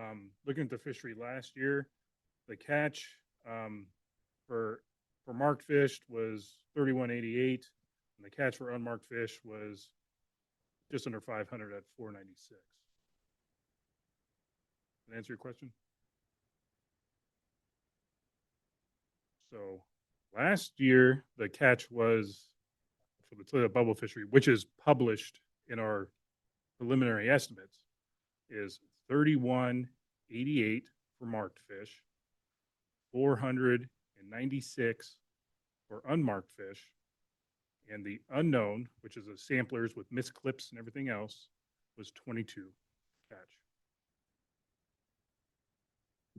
And I've got a little bit of local information that mark rates coming out of that hatchery, the Toledo hatchery, has been about 96%.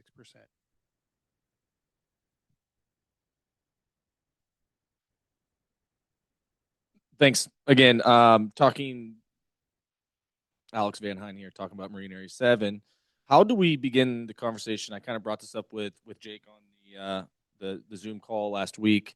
How do we begin the conversation of looking at fisheries conducted in Marine Area 7, Chinook fisheries in specific, later in the time step? It's my understanding that the stock composition doesn't change, whether the fishery is conducted in July, or if it's conducted in August, or it's conducted in September.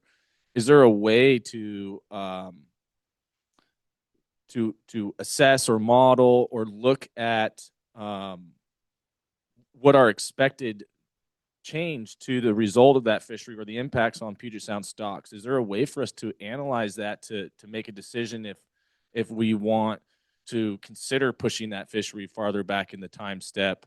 I made pretty clear on the meeting last week that I'm not suggesting that at this time, but it would be nice to know if we did indeed do that. Are we going to improve the fishery? Are we just going to make assumptions based on CPUE data that shows that there's less participation that comes later in the time step?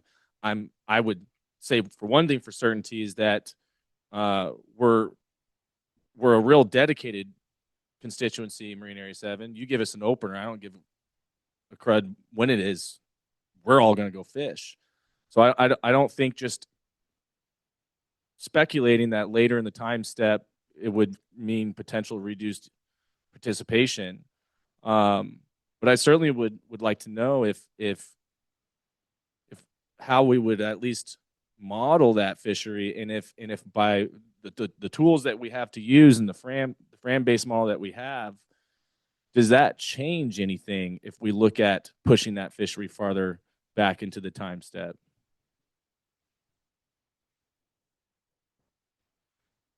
From the modeling standpoint, no. Any fishery within that time step is accounted for exactly the same, right? As far as landed catch, you would have a quota and you would persecute the fishery. Maybe in reality, you'll get more days on the water because that run comes in really early, right? In July, and then slows down through September. But also, you want to be careful about moving the fishery back in the time step, because if you look at the coded wire tag representation in the wintertime, a lot of still gomish fish show up in the wintertime.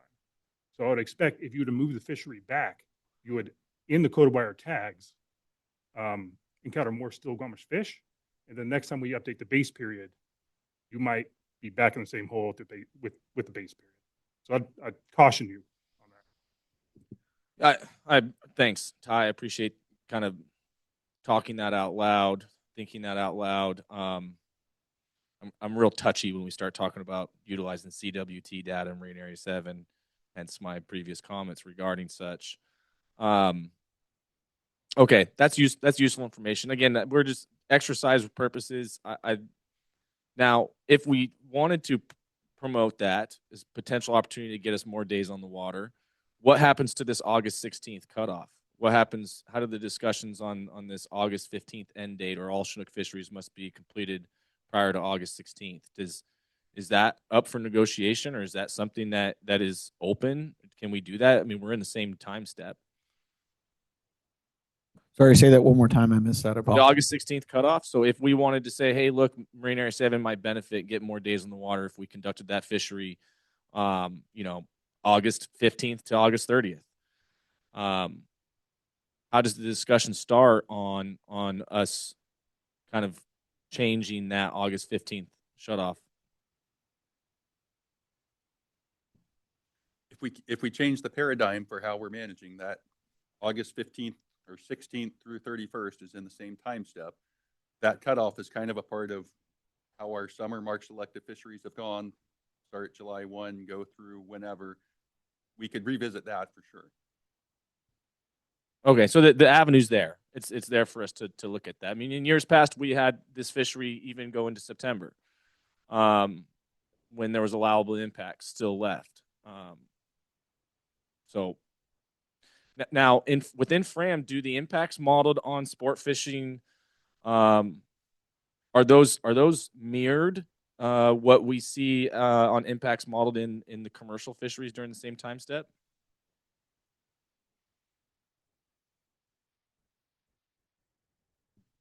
I haven't done that analysis. Are you talking about Area 7? Yeah, in Marine Area 7, do the sport fishery impacts that are modeled, are they mirrored or are they similar to what we see in FRAM on the impacts modeled in the commercial fisheries during the same time? Yeah, I have not done that. Okay, thank you.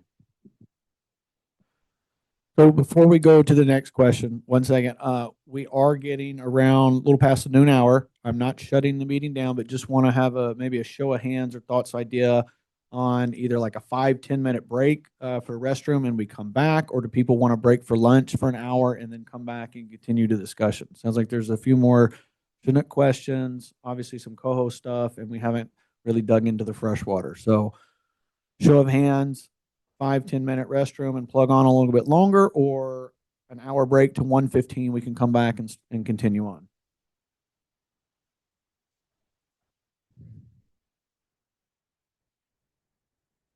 Whatever gets us the most time with you. Okay, so maybe we'll take one more question here, and then we'll break for 10 minutes or so and come back if that works. Or This is a perfect question to go on break. Hold on. Oh, hold on a second. We're gonna take one online, then we'll do one in the room because I have one hand here. Then we'll take a break. Okay, so we'll do 2 more questions, one online and one in the room. Okay, Andrew, go ahead. Hi there. I'm not sure if this has been discussed yet, but I was curious about the Stiligama Chinook payback plan. I know that that's an option that's in the loaf, and I was wondering if we have looked into that for this year's fisheries. So good question. We talked about this last week as well. We've not had those conversations with co-managers yet. Those will hopefully happen soon and have more information available, but no update at this time. Can you just give me a little bit of technical detail about how that works? On the payback? Yes, that's right. Yeah, so the Stiligama payback, and this is outlined in the loaf, if you want to read about it too. I have. Okay. The in-season or the preseason mortalities, we get the AEQs for each fishery. And that's published in the loaf. And what we do is we take the ratio between the preseason impacts, mortalities, and the in-season impacts and multiply that by the preseason AEQs. So it scales up the preseason AEQs of Stiligwamish by what we've seen in season.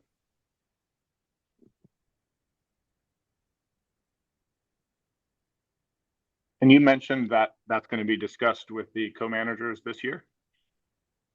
Yes, that is correct. We have not had those discussions yet. Thank you very much. You're welcome. One question in the room and then we'll do a break. Andrew stole my thunder.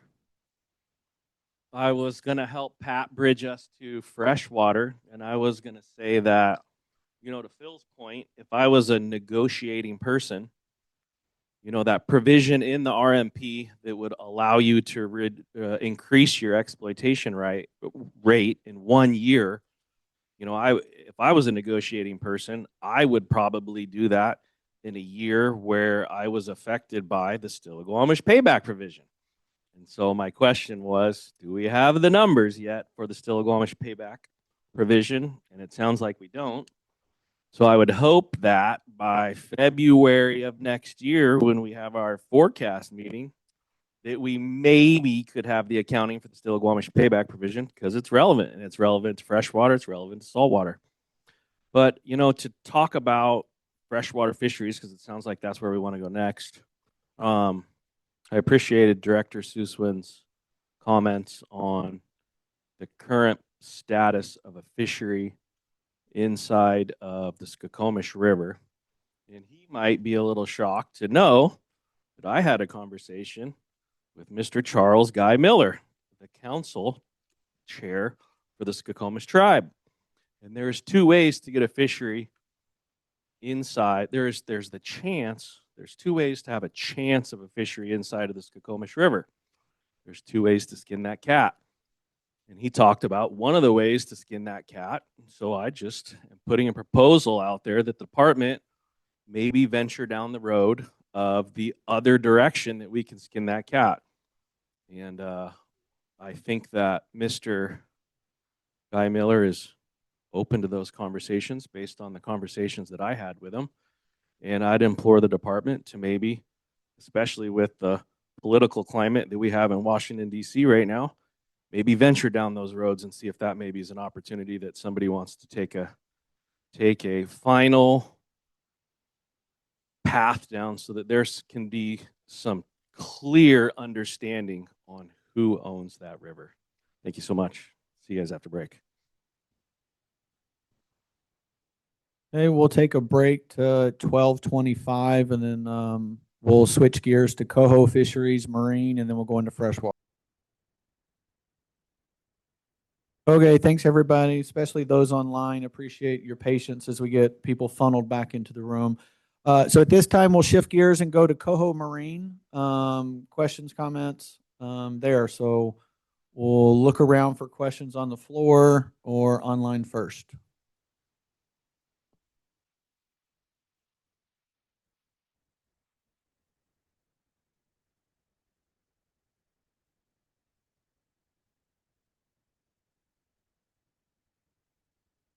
If no coho marine questions at this time, maybe I'll open it up to both freshwater and coho at the same time. Okay, go ahead. And Dave, go ahead online. Yeah, Dave Kroonquist from Squim. I was going through the 2024 brood document. I've documented somewhere over 3 million unclipped coho being released in Puget Sound in the 2024 brood document. I'm wondering how that factors into potentially opening up our non-selective coho fishery in 5 and 6 earlier in the season. Dave, I'd have to get with our tech folks and look specifically of the timing and stocks and what was clipped, what's not clipped, and how that impacts the models. I don't have a clear answer for you now. Hopefully you have a chance to look at our coho modeling tool, and that'll look at some impacts on these non-selective fishery options. Okay, and that's a minimum number. I wasn't sure how to interpret, for example, the Lummi net pens had a couple million fish added to them, and Suquamish had some too. I didn't include those numbers, but it seems to me if there's a lot of hatchery fish being released that aren't clipped, and it should open up more opportunities for the sport community. Yeah, let me jump in real quick here, Dave. Great question. So I'd have to look into the specifics, but kind of big picture, the model is accounting for marked and unmarked hatchery fish. So we're not pretending in the model that anything that's unmarked is a wild fish, if that was your concern. That's kind of my basic question, yes. Yeah. So that's it's a good concern. It's one that's been addressed with the way the model works. Okay, thank you. Yeah. I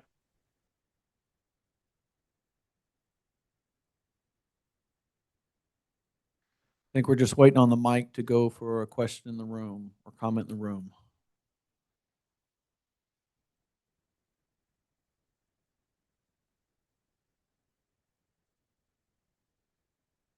We'll see if we can get the other mic.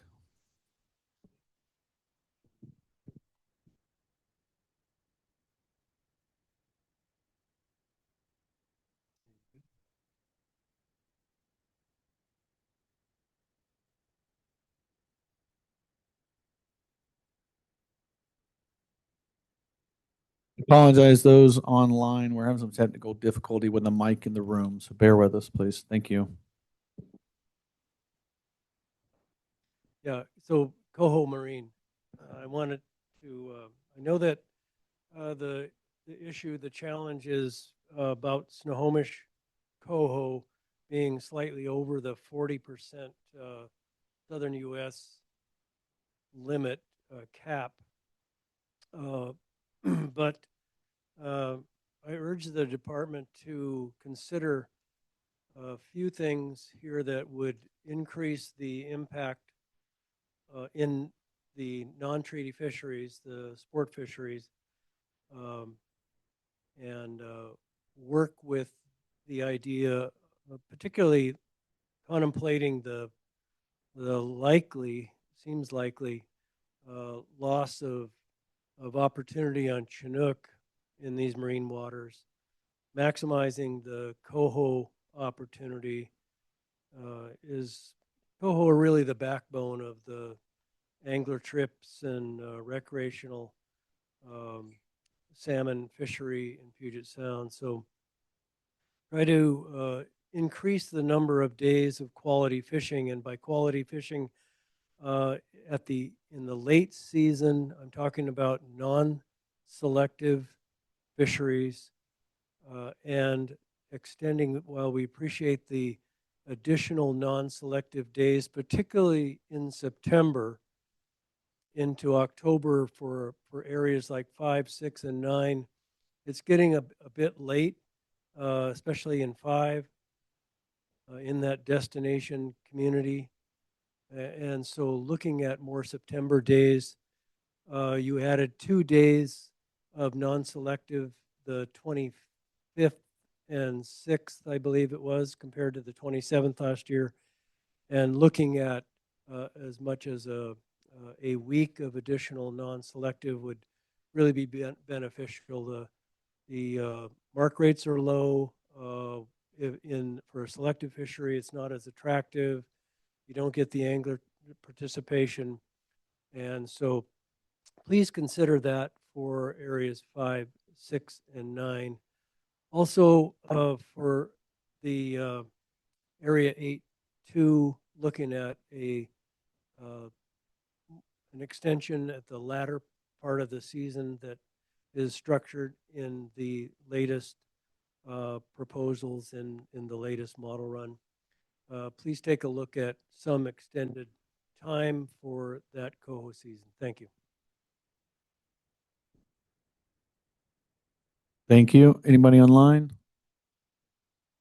Okay, we'll go back to the room. Thank you. Yes, I'm primarily a beach fisherman of Woodby Island, and I do appreciate on Area 9, I noticed on some of your info on the screen there that you were going to have a wild and/or hatchery that last week of September. It means a lot to the guys up there, especially don't have a boat and to fish and not have to be throwing back wild fish throughout the season. So I know this kind of comes up one year and next year you don't see it, but if it's got to be for the most part of Area 9 season of a hatchery only, that last week is a nice little cherry on top, so to speak, of the season there. So appreciate if that does hold and goes through. Thank you. Thank you. Okay, still in the room. Next hand. Alex Van Hine here. Looking at the coho modeling tool, I see very minimal impacts to extending the Marine Area 7 non-selective fishery through October. I believe selecting the option here for non-selective 10-1 through 10-30, that's a 0.01 on Skagit Wild and 0.01 on Still-Squamish Wild.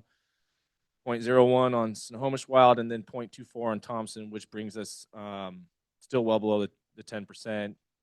When we extend the 8-1, October 10-1 to 10-18, we see a slight increase of 0.03 on Skagit Wild and nothing of impact anywhere else. So that scenario specifically for these northern fisheries and a non-selective extension to those seasons, I see no issue why that couldn't be something we implement. When we're looking at the model here, so with those two things of extending Area 7 to include the full month of September and full month of October on non-selective, and then also seeing the extension of, well, let's just talk Thompson. So that gets us up to 8.69. Is everything else? I mean, this is assuming that we're running with the mid-ocean package. There could be some changes at PFMC to some of those coho numbers, but is it safe to say that that's pretty accurate and where we would end up? I would say they're not entirely like specific. They do give us a good ballpark of where we think would be. And again, a lot of these, as you click on one area or other, they're not interrelated. So there may be some fluctuation in this thing, but they're pretty accurate representation. I don't know if our tech staff want to add any more. Yeah, just two things to bear in mind. So there is an option to switch the ocean options. So you can look at what that does. That's up at the top of the list of options. And yeah, like you say, for the coho, we don't see much effect of October in Area 7 and Area 8.1 on our limited stocks. But do bear in mind that right now, this is not accounting for the Chinook non-retentions, so that will be the other big consideration. Got it. Okay, thanks for clarifying that. Yeah, I'm going between option 1 and option 3, and we're still falling well below on Thompson there. So recap. As much non-selective coho fishing as you can possibly give in Marine Area 7 and in the extension for Area 8.1. Thanks. Thanks. Leah, anybody online? Okay, I think we had up in the front here, maybe. Patrick had one.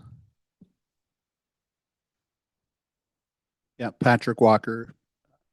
Yeah, I'd like to advocate for what Dave was talking about out and Pat also in Area 5 and 6, starting that non-selective coho fishing earlier in September, since the mark rates are so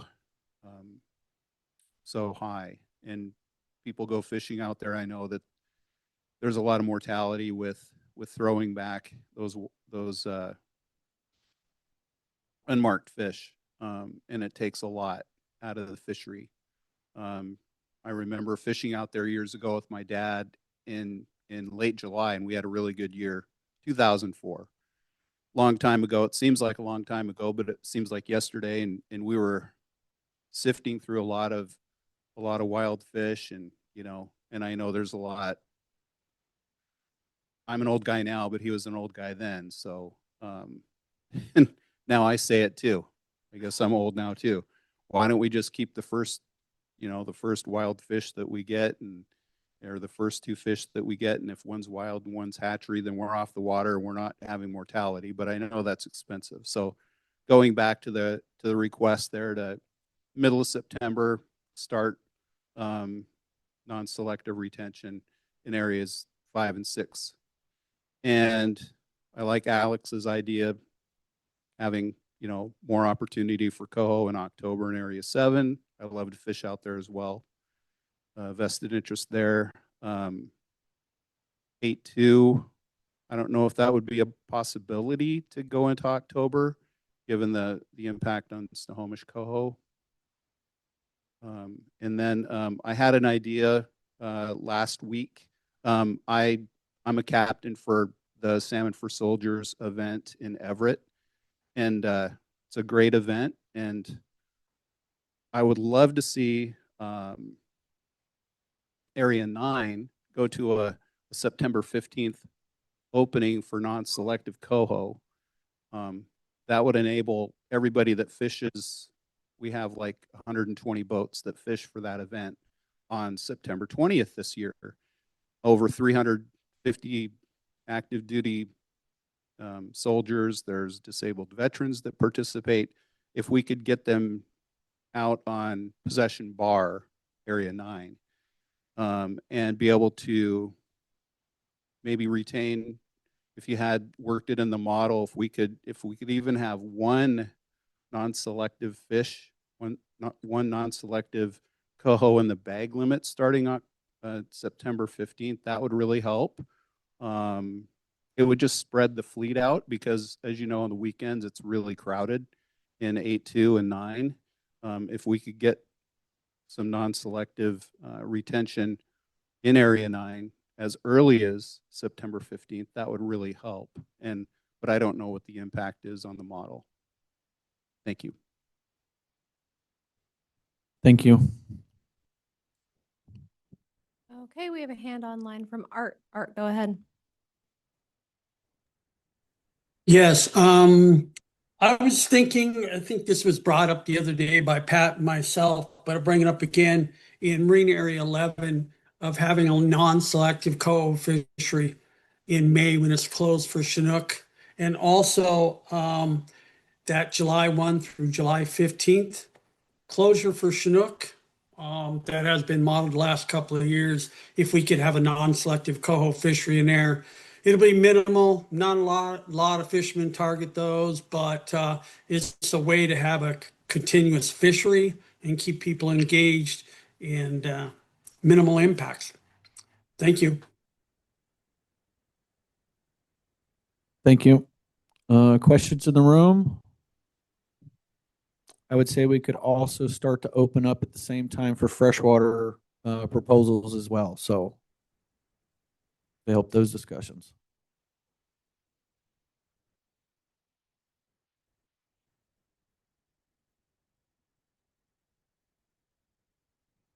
Thanks again, Alex Van Hine. Just want to talk about the Skagit real quick. Then I think I brought up last week. Hopefully, maybe seeing that fishery extend into November. I heard some support for that. And then also just want to encourage that days on the river are more important than bag limits, I think, at times. So we'd like to put together anything that if there's going to be any modeling or shaping or any in-season management suggestions on the river that we look at bag limits before we look at reduction in days. Thank you. Thank you. Go online. We have a hand from Robert Larson. Rob, go ahead. Yes, I was curious what we ended up with, or what we have so far on the Skykomish. I know in the previous meeting there were several proposals to move it earlier because of the concern of snowpack and the difficulty accessing fish with the original proposal. Yeah, 1 second. Let's see, Mike, we can get Pete the microphone, please. Thanks, Pete.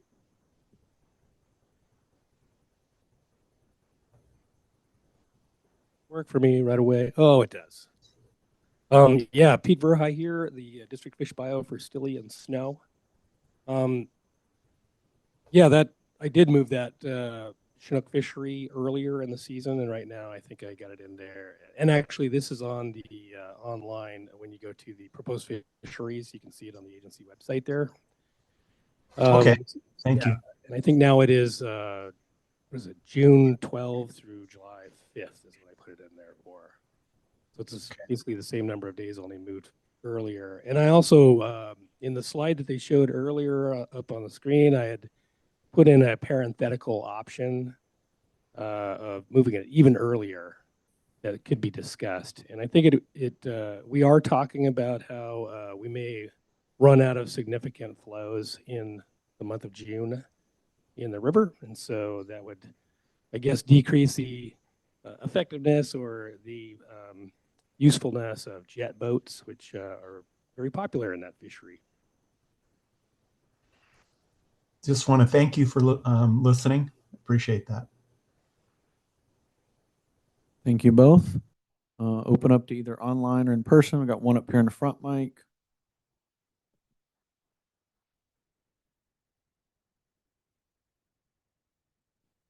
Yes, about the getting towards the end of those seasons that you were kind of looking at, is the end of September for 8-2 and 9. If you do go through with the Wilder hatchery on 9, could we be weekend to weekend, like slip over about 3 days or 4 days into October? Would be good for a lot of people to fish those weekends if all possible, and somewhat the same for A2.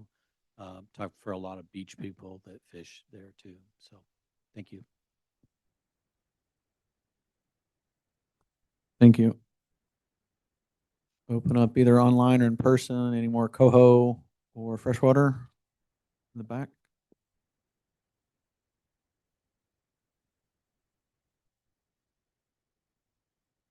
I'm Dan Stauffer with the Puget Sound Angler Snow King chapter.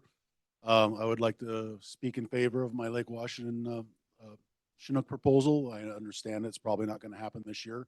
I also understand it's a campaign. Looking at the Snohomish issue probably being something we're going to deal with for a number of years, I think that there's going to be available impacts. Area 10 is affecting the Snohomish way too strongly. That's going to make Lake Washington have more leeway on what I was squinting. It looked to be about 3% we had available on the ER in Lake Washington at the moment. Can we at least make an effort to get the test boat in there? So next year we have some numbers of what might actually be our impacts in the lake.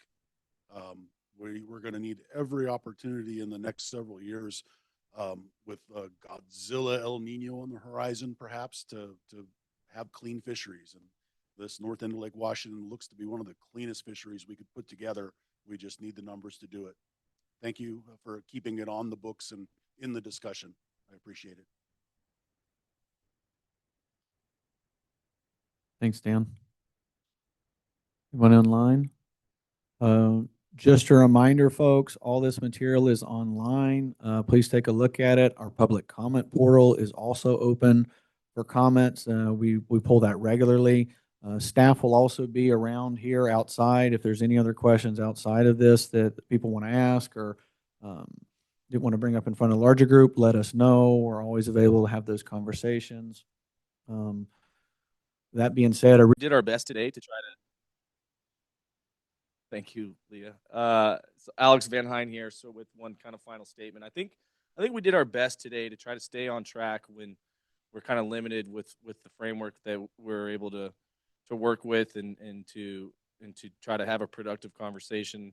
I'd like to, thank you guys at the department. I do know that you're often put into a box to operate within, and your hands are tied on a lot of different things.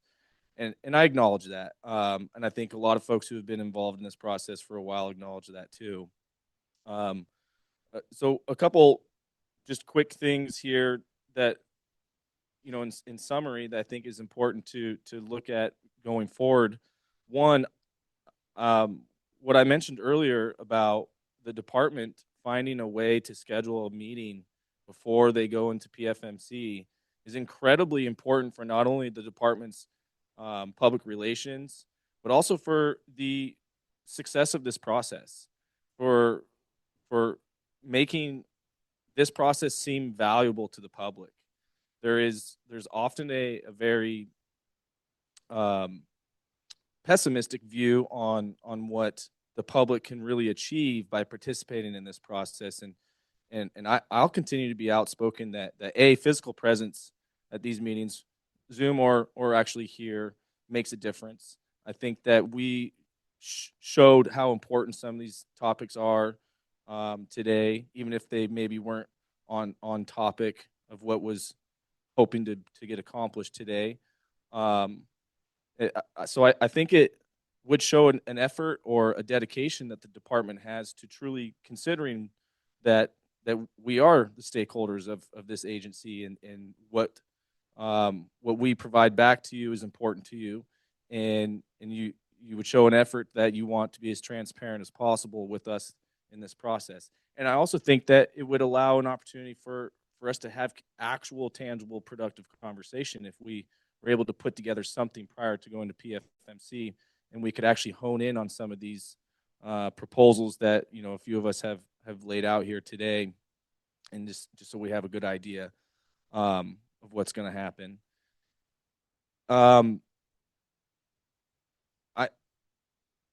And I also want to maybe leverage some encouragement that despite some contentiousness that happens sometimes, or despite some disagreements that are naturally going to occur between the public and the department, you know, we trust in you, or we're trying our best to trust in you that you have the best interest of our opportunities, of our ways of life, of what, you know, this fishery or these fisheries mean to us. We're talking about generational things, and we're talking about stuff that we want to instill in you know, in our kids, and that hopefully their kids also get to share.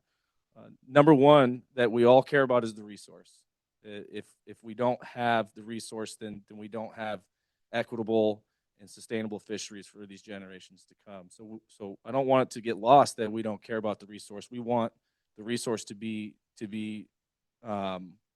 here for generations to come. And by doing that, we want to see the most accurate current science applied to how we model these fisheries and how we manage these fisheries. And so that's probably why we see a lot of that pushback on certain things about impacts and modeling and FRAM, because we do want to see this fishery remain, these fisheries remain. So I really want to implore you guys that we do put some faith in you, and you do have the ability to make certain changes and certain advocacies for us as a whole, you know, that we really encourage you to do, and that we hope that you do, and we feel that it's within your guys' capability to do so. So I appreciate it. Take it seriously. I believe you do, but we're dependent on you guys. So let's find the places where we can help get us on the water a little more, all while being considerate for the resource. Thanks. PFMC 2, yes, which would be April 7th through 12th. Thanks, Carl. Thanks a lot, guys. Thanks, everybody. Appreciate again for all the time, effort. Oh, okay. Go ahead. Sorry, Jake. No worries. Go ahead. Go ahead, Travis.